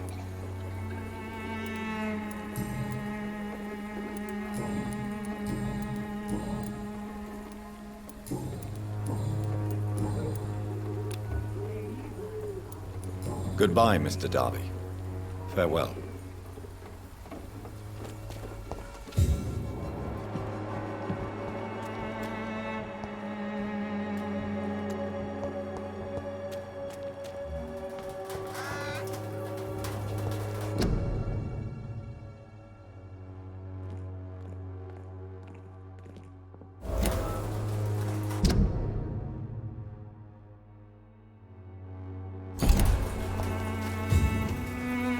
Good evening, miss.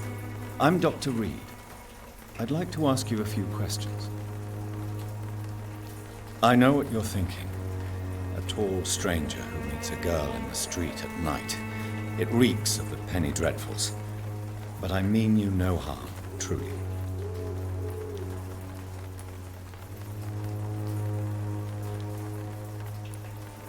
I know you understand what I'm saying.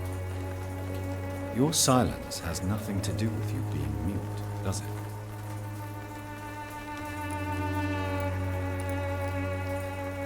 Melia, I know you work for Dorothy Crane. Please tell me about her secret dispensary. A stubborn and mute comrade. Nurse Crane and Darius Petrescu have been clever.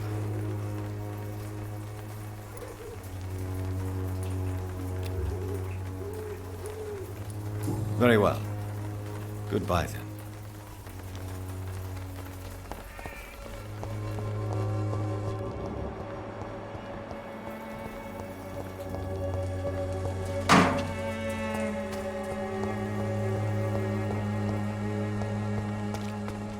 I cannot enter.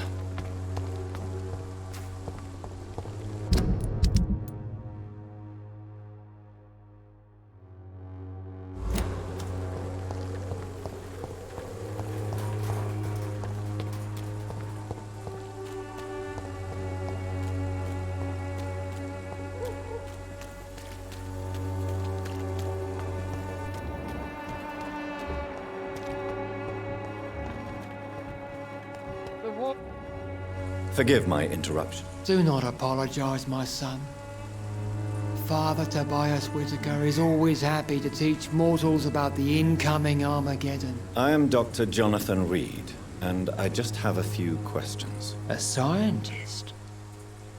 You are much more lost than I thought, my son.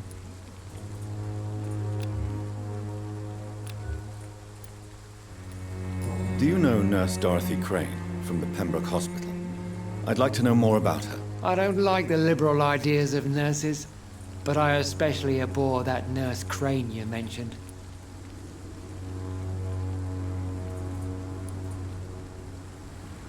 So, you're not exactly a fan of Florence Nightingale's work. But nurses are essential for modern healthcare. Nuns should be the only women allowed to take care of male patients. It's obvious only they have the necessary moral fiber. Why do you hate Nurse Crane more than other nurses? Before coming to London, she was a member of the communist resistance in her country. That's what happens when you let a woman get involved in politics.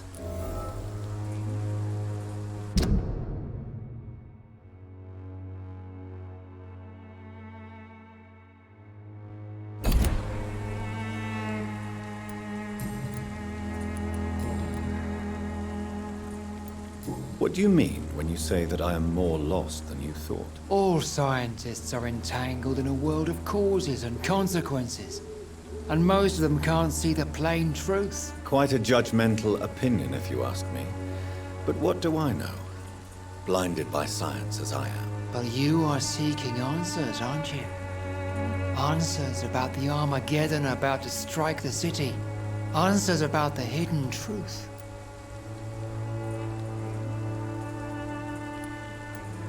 Well, I suppose I can spare a few minutes listening to your so-called truth. As a doctor, you must be aware of the decimating epidemic. But let me tell you that this so-called Spanish flu is just the beginning of the end. What do you mean? The beast is finally revealing itself, corrupting the flesh and the heart of men. With my own eyes I have seen them, those minions from the abyss. Really? And what would be your answer to this biblical threat? We must fight the disease before this legion outnumbers us. But not with scalpels and microscopes. No. What is left then? Cleansing fire.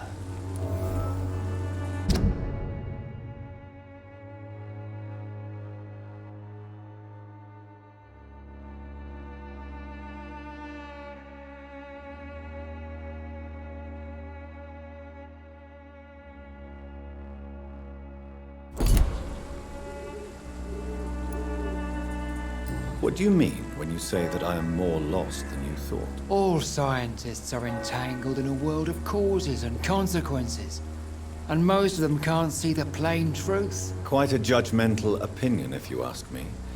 But what do I know?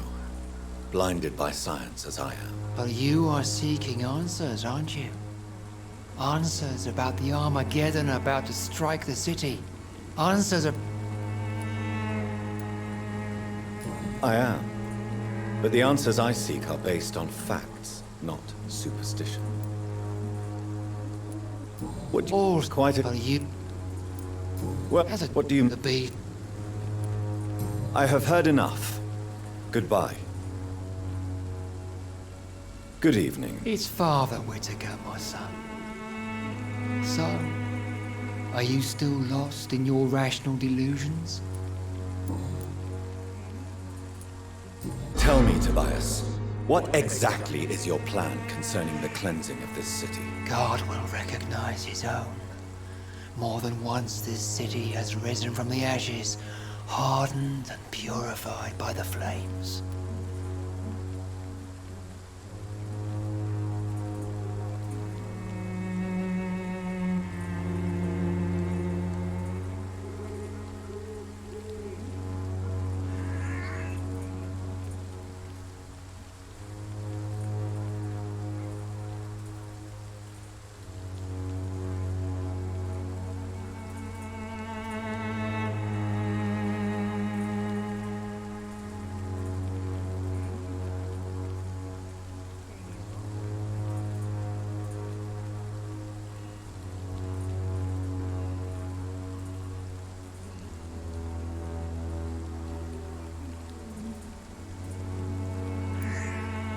Purification by fire has proved useful, but where do you stop?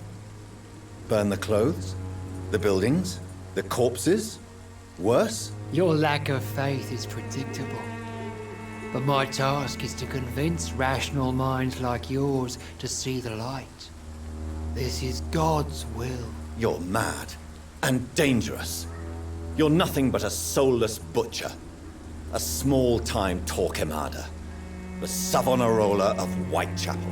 My son, if you think salvation is a free gift, go listen to the lies of that pompous fool, Joseph. Joseph, a fool? Vicar Larrabee of St. Mary's Church.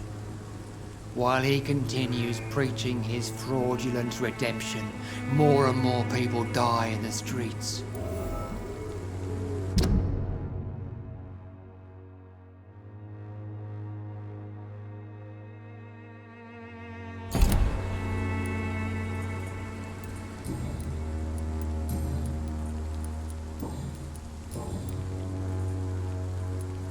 Have you any friends? Any family left in these terrible times? No. But I have a disciple I see as my son. He is so devoted. I sent him to preach the good word in the heart of this corrupted city. Where did you send him? I sent Samuel to the Stonebridge Cemetery, where the pestilence and evil grows night after night.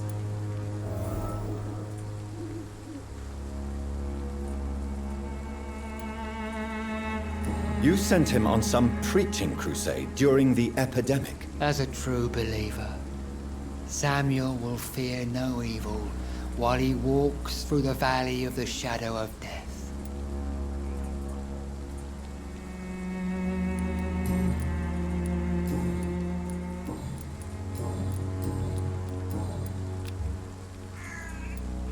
I have heard enough for tonight.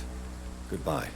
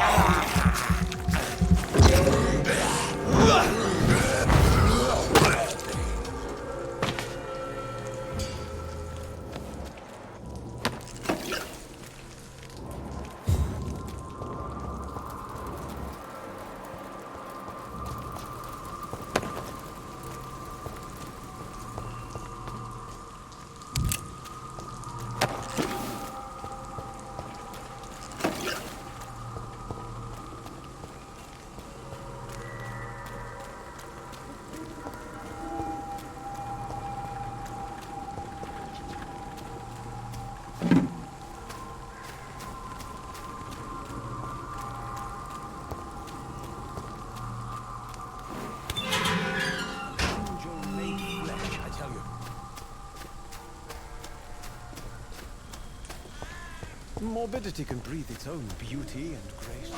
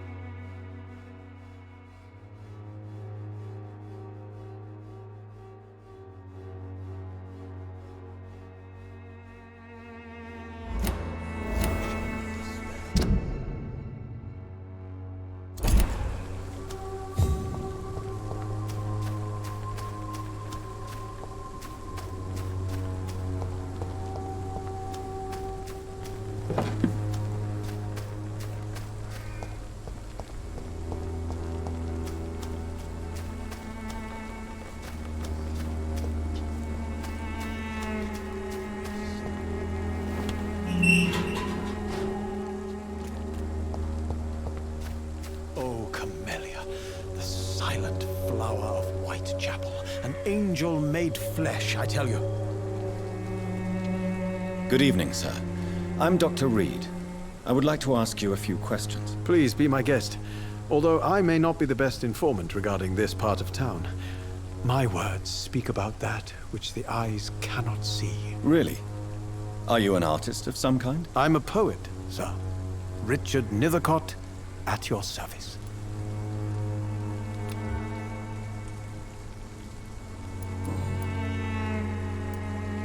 May I ask what you're doing at this hour of night, sir? Do you live here? Not at all.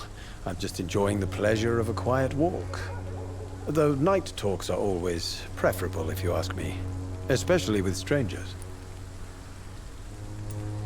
But are you not afraid of the epidemic? Oh, why should I? I see some equity in the Spanish flu. No flesh should be saved, say the scriptures. Good or evil, rich or poor, all are equal in the eyes of the flu.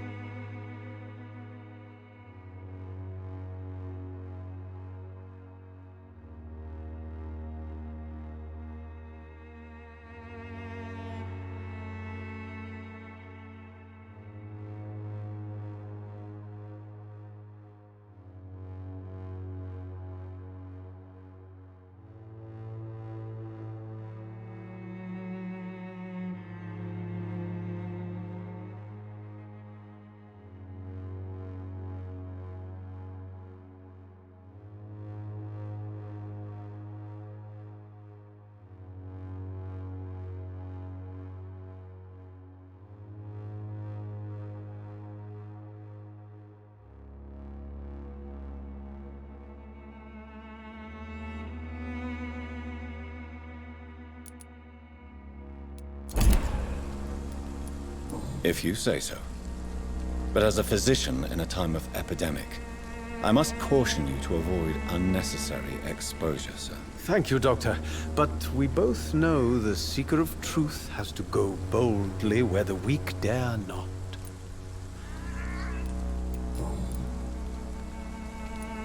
Are you aware that your life could be in danger in this part of town? But this is where I must be to feel the real beat of the city. I had to come, see it for myself, alone.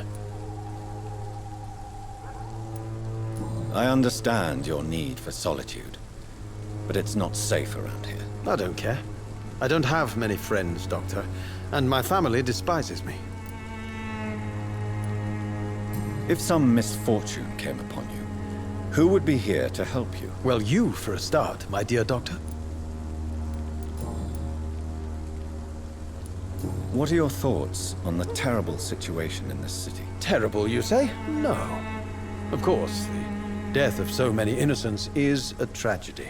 But the scourge has not been all bad for the city. Oh, no, sir. What are you talking about? Do you remember London before the flu? Noisy, cacophonic, quiet nowhere to be found. And now, listen to this oddly peaceful silence.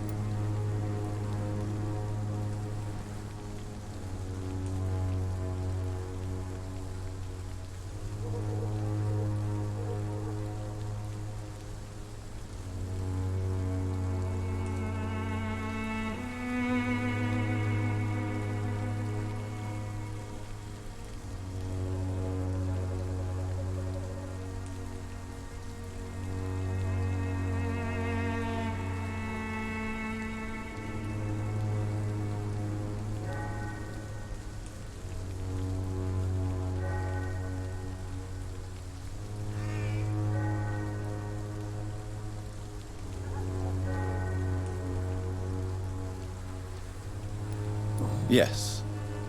The enjoyable silence of the grave.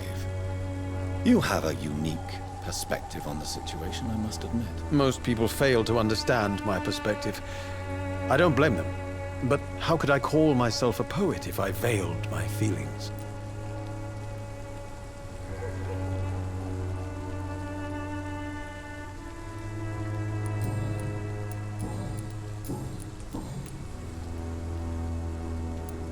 Tell me, Mr. Nethercott, why seek inspiration in Whitechapel?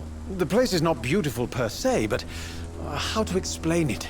Stirring and challenging.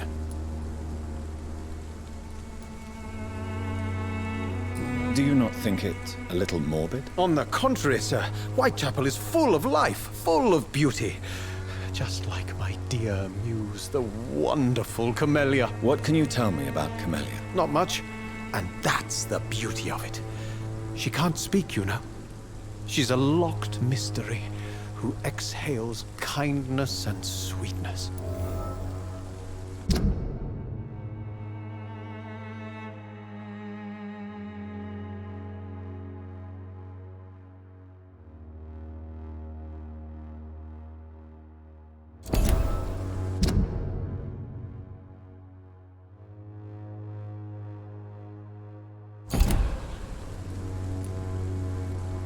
Perhaps you're just afraid to find out the truth about your muse. One day, perhaps, I'll ask her to come with me. But will she still be my wild flower of Whitechapel if she moves uptown? And have you ever tried to learn more about her? Where she lives? How she survives? Whom she may know? Maybe I prefer she remains an enigma. Reality can be so dull, don't you think? In what way, exactly? The struggle by gaslight, the barren smiles and the added hunger under the rain. If you say so. Such vibrant antagonism and vivid paradox. The stripped humanity raged across each street. Vivid, of course, yes. And what about the poignant distress? Oh yes, the poignant distress. You see what I mean, don't you? That's what I want to write about, and that's what Whitechapel is made of.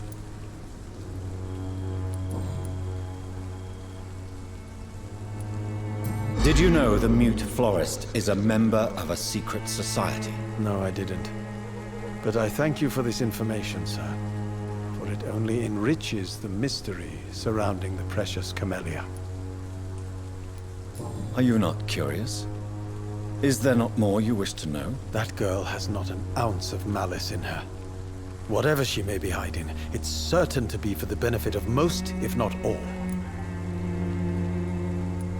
I fear you are a hopeless romantic, Mr. Nethercott. Guilty as charged, Dr. Reed. You don't really make a living from your scribblings, do you, Richard? No, sir, I don't. I work so hard. I put all my time, my energy, my devotion into the precise carving of words.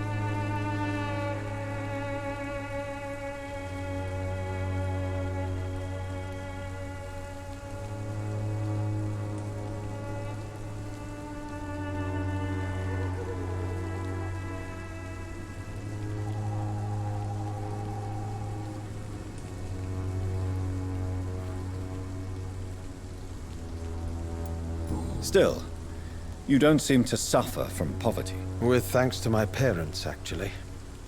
I'm afraid I would not be able to live on my own without their help. You seem embarrassed. Someday I hope to proudly offer my first publication to my parents.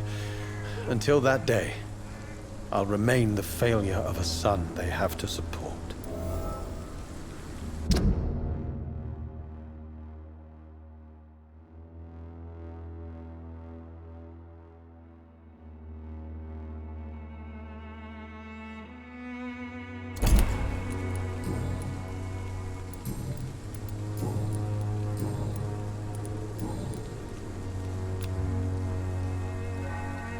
I'll leave you alone, sir.